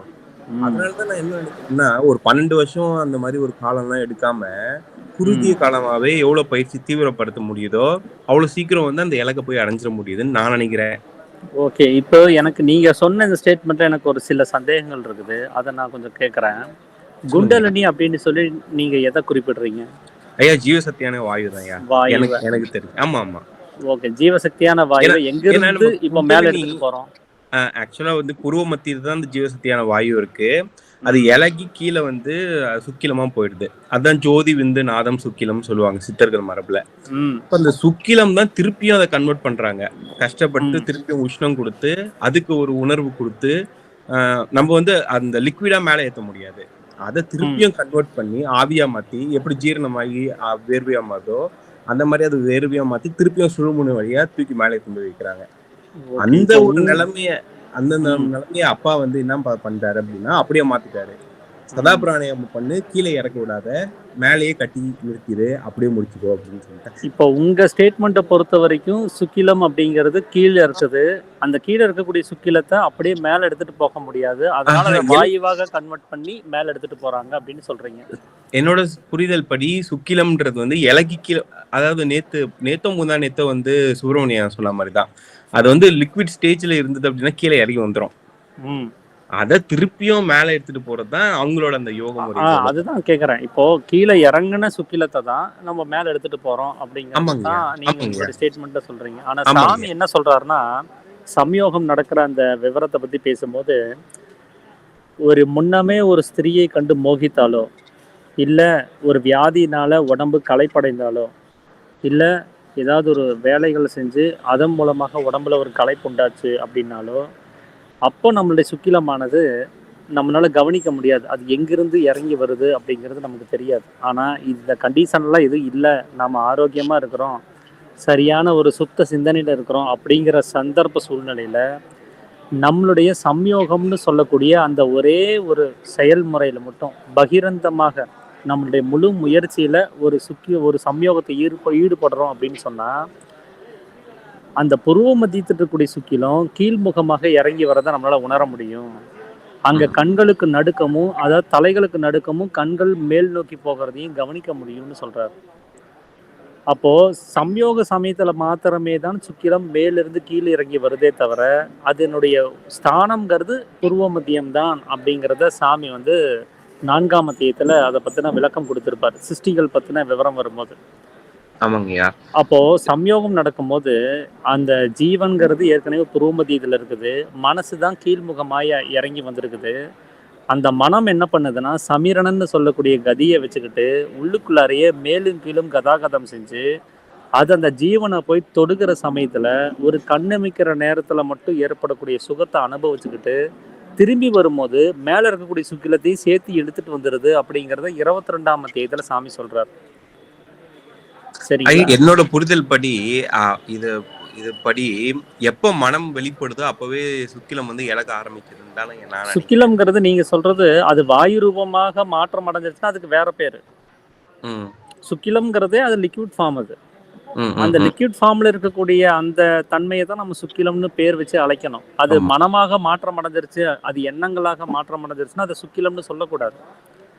அதே சுக்கிலம் தான் இங்க வாயு ரூபமாகவும் இருக்குது, அதுதான் மனமாகவும் செயல்படுது. அது செயல்படுற அந்த நிலைமைக்கு தான் வேற வேற பேர் சூட்டி இருக்கிறோம் இல்லைங்களா? ஆமா ஆமா. அப்ப நாம அது எல்லாத்தையுமே சுக்கிலம்னு சொல்லி போட்டு குழப்பிக்க கூடாது. அது மனமாக மாற்றம் அடையும் போது, அது எண்ணங்களாக உணர்வுகளாக மாற்றம் அடையும் போது அதுக்கு மனசுன்னு பேர். ஆனா அதே சுக்கிலம் தான் அது. ஆனா அதனுடைய அந்த லிக்விட் ஃபார்ம்ல அது இருக்காது. வாயு ரூபமாக மாற்றம் அடையும் போது அது லிக்விட் ஃபார்ம்ல இருக்காது. அதே சுக்கிலம் தான், ஆனா தன்மையை மாத்தி வச்சிருக்குது இல்லைங்களா? ஆமாங்க, விந்துன்னு சொல்லுவாங்க. ஆமா ஆமா. அப்போ அந்த அது வந்து விந்துங்கிறது சம்யோக சமயத்துல உண்டாகக்கூடிய அந்த லிக்விட் ஃபார்மை தான் விந்துன்னு நாம இங்க சொல்றோம் தமிழ்ல. சுக்கிலம்ங்கிறது வந்து அது என்னோட புரிதல்படியா விந்துன்றது மேல இருக்கிற ஒரு விஷயம். நாத விந்துன்னு சொல்றாங்க இல்லையா, நாத விந்து கலாதி நமோ நமன் முருகரை சொல்லுவாங்க. முருகுன்னு சொன்னாலே அது சுழுமுனை, அது வந்து அந்த விந்து வட்டம் அதெல்லாம் வந்து சொல்றாங்க சித்தர் மரபுல. அப்போ நாத விந்து மேல இருக்கிறது, கீழே இறங்கி வந்துச்சுன்னா அது சுக்கிலம். அதனாலதான் ஜோதி விந்து நாதம் சுக்கிலம்னு. ஓகே, நான் வந்து சாமி சொல்ற ஸ்டேட்மெண்ட்டை நான் இங்க சொல்றேன். Okay okay. அவரு சம்யோக சமயத்துல மட்டுமே நம்மளுடைய பிரயத்தனத்தினாலதான் அது கீழ்முகமாக இறங்கி வருது. அப்படி வந்தது கர்ப்ப பாத்திரத்துக்கு அது தள்ளப்பட்டுரும். சரிங்களா? அது ரெடிமேடாக மூத்திர பை இருக்கிற மாதிரி இங்க சுக்கிலம் இருக்கிறதுக்கான ஒரு பையில அது ரெடிமேடா இருக்கும் அப்படிங்கிற மாதிரி எல்லாம் எந்த கான்செப்டும் இல்லை அப்படிங்கிறது தான் சாமி சொல்லக்கூடிய ஒரு விஷயம். சுக்கிலம்ங்கிற லிக்விட் ஃபார்ம் அது புருவ மத்தியத்துல அந்த லிங்கத்துக்கு கீழே இருக்கக்கூடிய உபஸ்தம்ங்கிற தட்டு பாகத்துல அது எப்பவுமே ஸ்திரமாக இருக்கும் அப்படிங்கிறது தான் சாமி சொல்ற ஒரு ஸ்டேட்மெண்ட். சம்யோகத்துல மட்டுமே அது லிக்விட் ஃபார்மாக அது கீழே இறங்கி வர்றது. நீங்க அப்போ மட்டும்தான் அது லிக்விட் ஃபார்மாக பார்க்க முடியும், வேற எந்த வகையிலையும் அந்த சுக்கிலத்தை பார்க்க முடியாது. சரிங்களா? இப்போ எதுக்காக இதை நான் கேட்டேன் அப்படின்னா, குண்டலினி சக்தி அப்படிங்கிறது நீங்க வந்து வாயு அப்படின்னு சொல்லிட்டீங்க. அதுதான் சுக்கிலம்னு சொன்னதுனால இப்போ அது லிக்விட் ஃபார்மா இல்ல வாயுவா அப்படிங்கிற ஒரு சந்தேகம் எனக்கு வந்துச்சு. ஸோ அதை கிளாரிஃபை பண்றதுக்கு தான் இந்த கேள்வி கேட்டேன். இன்னொன்னு, மூலாதாரம் அப்படின்னு சொல்லக்கூடியது சாமி 22ஆம் அத்தியாயத்தில் நமக்கு குறிப்பிடுறது புருவ மத்தியத்தை தான். ஆனா சாமியை தவிர இந்த உலகத்தில் இருக்கக்கூடிய அத்தனை ஆன்மீக சிந்தனையாளர்களும் அனுபவஸ்தர்களும் குறிப்பிடுறது மூலாதாரம்ங்கிறது மலத்வாரத்தை குறிப்பிடுறாங்க. சாமி அதுல இன்னமும் அதிக அளவுல வேறுபடுறாரு. 6 ஆதாரங்களும் புருவ மத்தியத்துல தான் இருக்குது, எந்த ஆதாரமும் அந்த சிரசுக்கு கீழே கிடையாது அப்படிங்கிறது தான் அவருடைய ஒரே நிலைப்பாடு. இப்போ மூலாதாரம்ங்கிறது மலத்வாரம், சுவாதிஷ்டானம் அப்படின்னு சொல்லக்கூடியது மூத்திரத்வாரம், மணிப்பூரகம் அப்படின்னு சொல்லக்கூடியது தொப்புள் துவாரம், அப்புறம் அநாகதம் அப்படிங்கிறது நெஞ்சுக்குழி, விசுத்திங்கிறது கண்டக்குழி, ஆக்னை அப்படிங்கிறது சுழிமுனை அப்படின்னு சொல்லி உலகத்தில் இருக்கக்கூடிய மற்ற விஷயங்கள் எல்லாருமே பேசுவாங்க. ஆனால் சாமி அதைய தப்பு அப்படிங்கிறார். அந்த மாதிரியான எந்த ஒரு வழிவகையும் கிடையாது. ஏன்னா உடம்புல அந்த சக்கரங்கள் இருக்கிறது கிடையாது. ஏன்னா ஆன்மீக அனுபவம் அப்படிங்கிறது நம்முடைய உள்நிலை பயணத்தை சார்ந்தது. அது நம்மளுடைய நிஷ்டையில் நடக்கக்கூடிய விஷயங்கள். அது நிஷ்டையில் இருக்கும்போது நமக்கு உடம்பே கிடையாது, உடம்பை உணரவே முடியாது. அப்படி இருக்கும்போது உடம்புல இருந்து இந்த சக்கரங்கள் மேல்நிலையாக போகிறதுங்கிறது எப்படி சாத்தியப்படும் அப்படிங்கிறது தான் சாமி கேட்கக்கூடிய ஒரு விஷயம். அதனால அந்த 6 ஆதாரங்களுடைய நிலைமைங்கிறது புருவ மத்தியத்துக்குள்ளார நாம் நுழையும் போது அந்த நிஷ்டையில் நடக்கக்கூடிய அந்த மாற்றங்கள் தான் அது. அகங்காரம் மனமாக மாறும், மனம் ஜீவனாக மாறும், ஜீவன் சிவனாக மாறும். இந்த மாற்றங்களை தான் அவர் வந்து 6 ஆதாரங்களாக அங்கே குறிப்பிட்டு சொல்கிறாரு. இதில் வாயு நகருது, சுக்கிலம் நகருது அப்படிங்கிற மாதிரி எந்த ஒரு ஸ்டேட்மெண்ட்டையும் அவர் அங்கே குறிப்பிட்டிருக்க மாட்டார். இதெல்லாம் வெளியில் இருக்கக்கூடிய சித்தர் பெருமக்கள் வந்து நிறையா அந்த மாதிரி பேசியிருக்கிறாங்க. அவங்களுடைய பாடல்கள்லேருந்து அந்த மொழிபெயர்ப்பானது வந்திருக்குது. இதை அவங்க தப்பாக பேசியிருப்பாங்கன்னு நான் சொல்ல வரல. அதை மொழிபெயர்த்தவங்க அவங்களுக்கு புரிஞ்சுக்கிட்ட வகையில், அவங்களுக்கு என்ன தெரிஞ்சதோ அந்த அறிவு கெட்டின வகையில் அவங்க அதை இதுதான் மூலாதாரம், இதுதான் சுவாதிஷ்டானம்னு ஒரு தவறான ஒரு கணக்கு போட்டு அதை சொல்லியிருப்பாங்க. ஒரு சிலர் பார்த்தீங்கன்னா முதுகு தண்டு வழியாக மேலே ஏறுறதாகவும் சொல்லியிருப்பாங்க. அந்த முதுகு தண்டில் 6 ஆதாரங்களை வந்து குறிப்பிட்டு சொல்லியிருப்பாங்க. ஒரு சிலர் இந்த குழிகளை 6 ஆதாரங்களாக குறிப்பிட்டு சொல்லியிருப்பாங்க. இது எல்லாமே தப்பு தான் அப்படிங்கிறது தான் சாமியினுடைய கோட்பாடு. அதனால இந்த வெளிமுக பயணத்தில் நமக்கு எந்த ஒரு ஆதார நிலைகளும் கிடையாது. இந்த உடம்புல எந்த ஒரு ஆதார நிலைகளும் கிடையாது. எல்லா ஆதாரமும் எல்லா அனுபவமும் புருவ மத்தியத்துக்குள்ள நிஷ்டையில் நடக்கக்கூடிய அந்த விஷயங்கள். நிஷ்டை நீண்டு போகும்போது அடுத்தடுத்த ஆதாரங்களை நம்மளால் அனுபவிக்க முடியும். நிஷ்டை குறைவாக இருக்குது அப்படின்னு சொன்னால் ஒரே ஒரு ஆதாரம் மூலாதாரத்தை மட்டும் அதை அனுபவிச்சுட்டு திரும்பி ஓடி வந்துடுவோம். நாம் டெய்லி 1 மணி நேரம் ஜெபம் பண்ணும்போது ஒரு 15 நிமிஷம் நிஷ்டையில் இருக்கிறோன்னா அதில் மூலாதாரத்தை மட்டும்தான் ருசி பார்த்துட்டு திரும்பி வந்துடுவோம். மறுபடியும் அடுத்த நாள் அதே மூலாதாரத்தை மட்டும் பார்த்துட்டு வந்துடுவோம். அந்த 15 நிமிஷங்கிறது என்னைக்கு அது 1/2 மணி நேரமாக மாறுதோ, என்னைக்கு அது 3/4 மணி நேரமாக மாறுதோ, என்னைக்கு அது 1 மணி நேரமாக மாறுதோ, அப்போ தான் அடுத்தடுத்த ஆதாரங்களை நோக்கி நம்மளுடைய பயணமானது தொடர்ந்து நடக்கும். அப்படி தன்னை அதிக அளவில் அந்த நிஷ்டை அனுபவப்படுறதுக்காக வேண்டி ஜபத்தில் தன்னை இன்வால்வ் பண்ணிக்கிட்டவங்க தான் யோகிகளாக இருந்திருக்கிறாங்க. அவங்க தான் இந்த 6 ஆதாரங்களையும் கடந்து சமாதி நிலைமை அப்படிங்கிற நிலைமைக்கும் அவங்க போயிருக்கிறாங்க. ஸோ அதுதான் இங்கே சாமி சொல்லக்கூடிய ஒரு கோட்பாடு. இது வெளியில் இருக்கக்கூடிய சித்தர்களுடைய பாடல்களை மொழிபெயர்த்தவங்க நிறைய குறைபாடுகளோடு அங்கே பேசியிருக்கிறாங்க. ஸோ அந்த ஸ்டேட்மெண்ட்டை தான் நான் இங்கே சொல்லணும்னு நினச்சேங்க. புரியுதுங்கய்யா. அததான் சண்முகம் சொல்லி முருகப்பெருமான சொல்லுவாங்க. ஆனா முருகப்பெருமானோட அந்த ஒரிஜினாலிட்டியே வந்து சுழுமுனைன்னு தான் சொல்லுவாங்க. அது சண்முகம் சொல்றது நீங்க சொல்ற மாதிரி அதுக்கு ஒத்து போகுது. இப்போ முருகப்பெருமானுடைய உற்பத்திங்கிறது எங்க இருந்துன்னு சொல்றாங்க? சுழுமணிதான். சிவபெருமானுடைய நெற்றிக்கண்ல இருந்து அவர் பிறந்தாரு. ஆமாய்யா, இதையும் நான் சொல்லுவேன் அப்படின்னு சொல்ல வருதுங்களா? அப்போ அங்கிருந்து பிறந்தவர் தான் யாரால வளர்க்கப்பட்டதா சொல்றாங்க? 6 கார்த்திகை பெண்களால. அந்த 6 கார்த்திகை பெண்கள் தான் இந்த 6 ஆதாரங்கள். என்னைக்கு நாம முருகன் மாதிரியே 6 கார்த்திகை பெண்களால இந்த 6 ஆதாரங்களாக நாம வளர்க்கப்படுறோமோ அப்பதான் முருகனாக நாம அவதாரம் எடுத்ததுக்கான நோக்கம்ங்கிறது நிறைவேறுது. அப்பதான் சூர சம்ஹாரம் அப்படிங்கிறது நம்மளால செய்ய முடியும். சூரரை அழிக்க முடியும். அந்த சூரன் அப்படிங்கிறது யாரு அப்படின்னா நம்மளுடைய அகங்காரம். சரிங்களா? அந்த அகங்காரத்தை அழிக்கணும்னா நமக்கும் இந்த 6 ஆதாரங்கள் அப்படிங்கிற அனுபவங்கள் நமக்கு வேணும். ஸோ இந்த அனுபவ நிலைகளை தான் அவங்க இங்க புராண கதைகளாக இங்க வடிவமைச்சாங்க. இதுல பிள்ளையார் சொல்றாங்களா?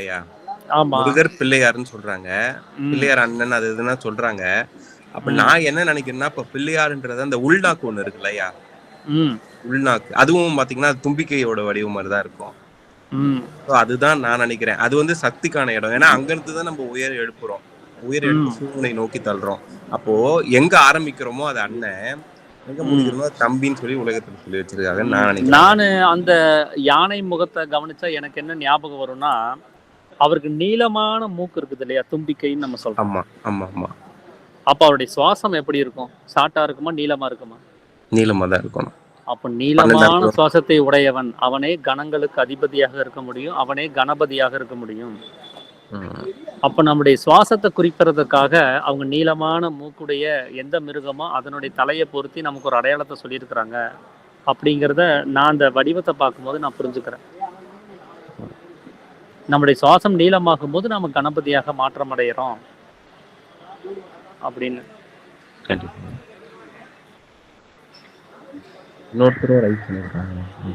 ஐயா வேற யார் ஹேண்ட் ரைஸ் பண்ணியிருக்கிறாங்க? தமிழ் சிற்பி ஐயா.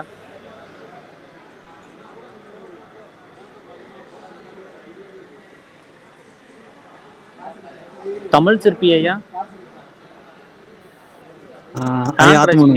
ஆத்து நமஸ்காரம் ஐயா.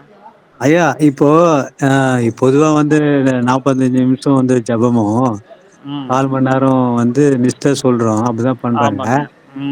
அந்த இவரு நம்ம சித்த வித்தியார்த்தி சிங்கம்புணரி சேவகமூர்த்தி அவரு வந்து இப்போ அப்படிலாம் எதுவும் சாமி சொல்ல 4 மணி நேரம் 1 மணி நேரம் பண்ணோம் 2 மணி நேரம் பண்ணோம் அப்படிலாம் இல்ல.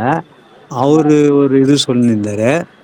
அது ஜபம் இழுக்கிறோம், இழுத்துட்டு கொஞ்ச நேரம் நிக்க வைக்கிறோம், திருப்பும் மொல்லமா அப்படியே விட்டுட்டு திருப்பும் கொஞ்ச நேரம் பொத்துட்டு அது நம்மளே இழுக்க கூடாது, தானவே அது இழுக்கும். அது மேல இழுத்து நிக்க வைக்கிறது கும்பகம், கீழே விட்டுட்டு நிக்க வைக்கிறது கேவல கும்பகம் அப்படின்னு சொல்றாரு. சரி, இதை அவர் எங்க சொல்லியிருக்கிறாருன்னு கேட்டீங்களா? இதுவும் அவர் எங்கேயும் சொல்லல.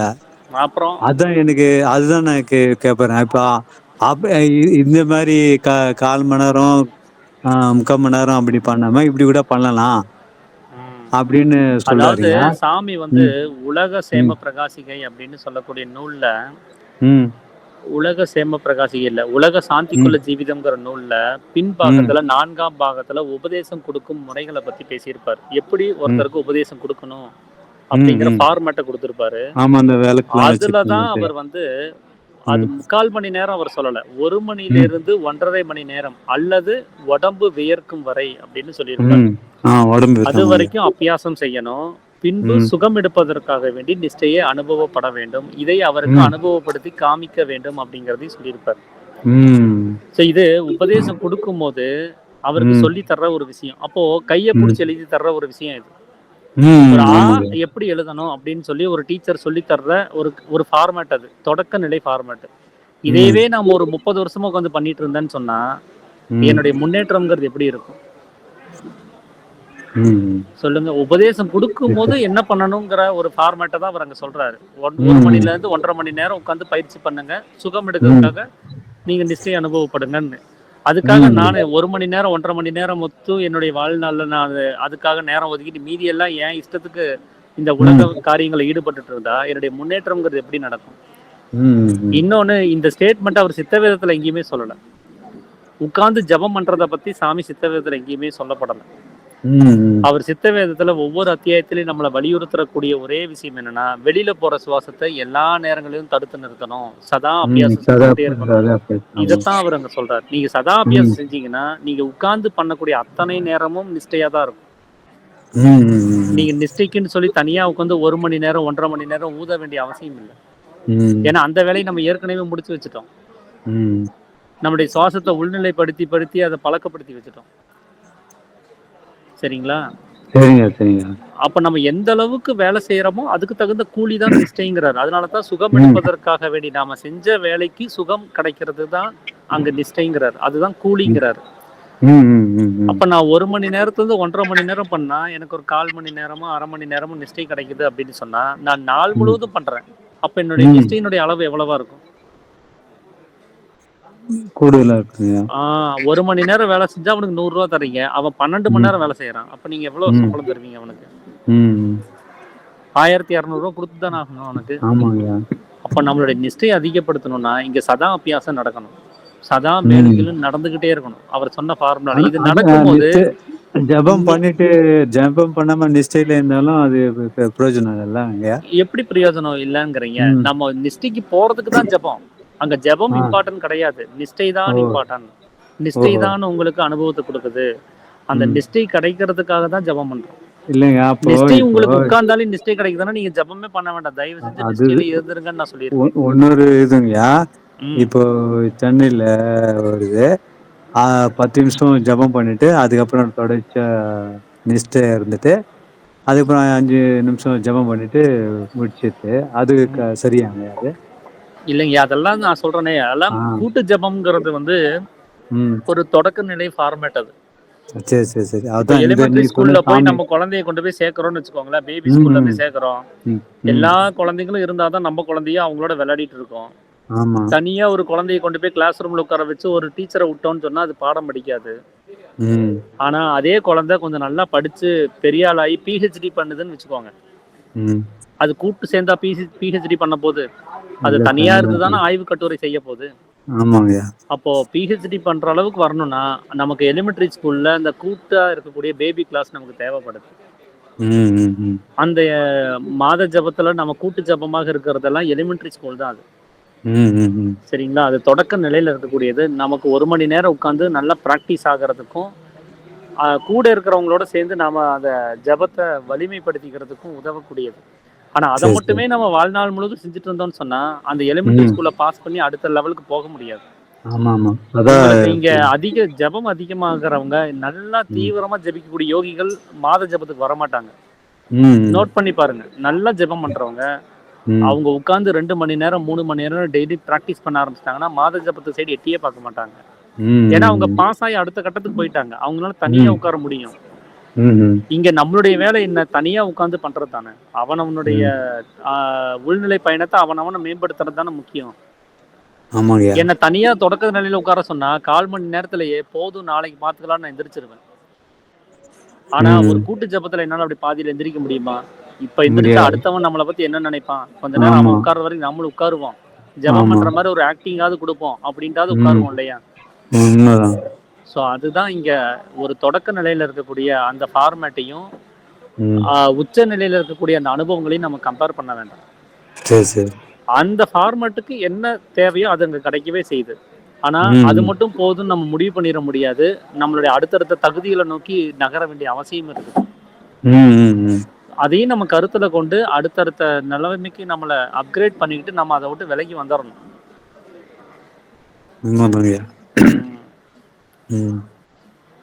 மகிழ்ச்சிங்க, சந்தோஷங்க. ஆத்ம நமஸ்காரங்க ஐயா. பிரேம் ஐயா, நிறைவு பண்ணிக்கலாங்களா? ஆமா ஐயா. கடைசியா ஒண்ணு மட்டும் சொல்லுங்க. நம்ம சுழுமுனையில ஆக்சுவலா வந்து நான் கேள்விப்பட்ட வரைக்கும் 2 நடனம் சொல்லுவாங்க நடராஜோட நடனம். ஒண்ணு சுழுமுனை நடனம், பிரம்மரந்திர நடனம். அது வந்து என்ன சொல்றாங்க அப்படின்னா வள்ளலார் முதல் கொண்டு இதுதான் வந்து சுழுமுனையில நடனம் பார்த்தவங்க கூட இறந்துருவாங்க. சுழுமுனை நடனம் பார்த்தாலும் இறப்பு உண்டு. யாரு நடராஜரோட நடனத்தை பிரம்மரந்திரத்துல போய் பாக்குறாங்களோ, டேர்ம்ஸ் தான் வேற, அவங்க வார்த்தை தான் வேற எதுவும் யூஸ் பண்ணியிருக்காங்க. அதுல பிரம்மரந்திரத்துல யாரு நடராஜர் பாக்குறாங்களோ அவங்களுக்கு திருப்பி இறப்பு கிடையாதுன்னு சொல்றாரு. அப்ப நம்ம பிரம்மரந்திரம் தான் இங்க மெயினா இருக்குது இல்லையா? ஆமா ஆமா, கரெக்டு தாங்க. சந்தோஷங்க, சந்தோஷம். சரிங்க, அப்போ நான் இதுக்கு முன்னாடியே சொன்னபடி நாம் இந்த வித்தை வாங்கினதுடைய நோக்கமே சமீரனுங்கிற கதையை வருவிச்சு நம்மளுடைய சக்தியை வெளியில் போக விடாமல் தடுத்து நிறுத்துறது தான்.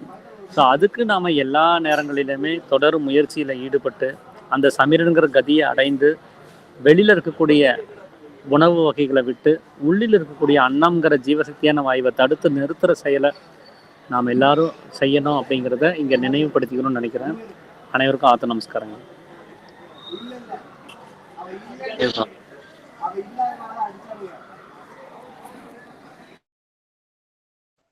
அனைவருக்கும்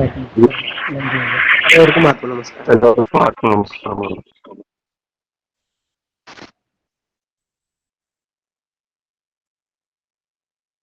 ஆத்ம நமஸ்காரம்.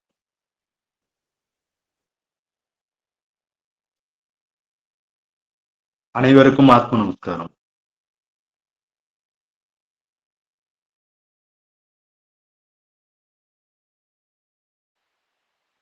அனைவருக்கும் ஆத்ம நமஸ்காரம்.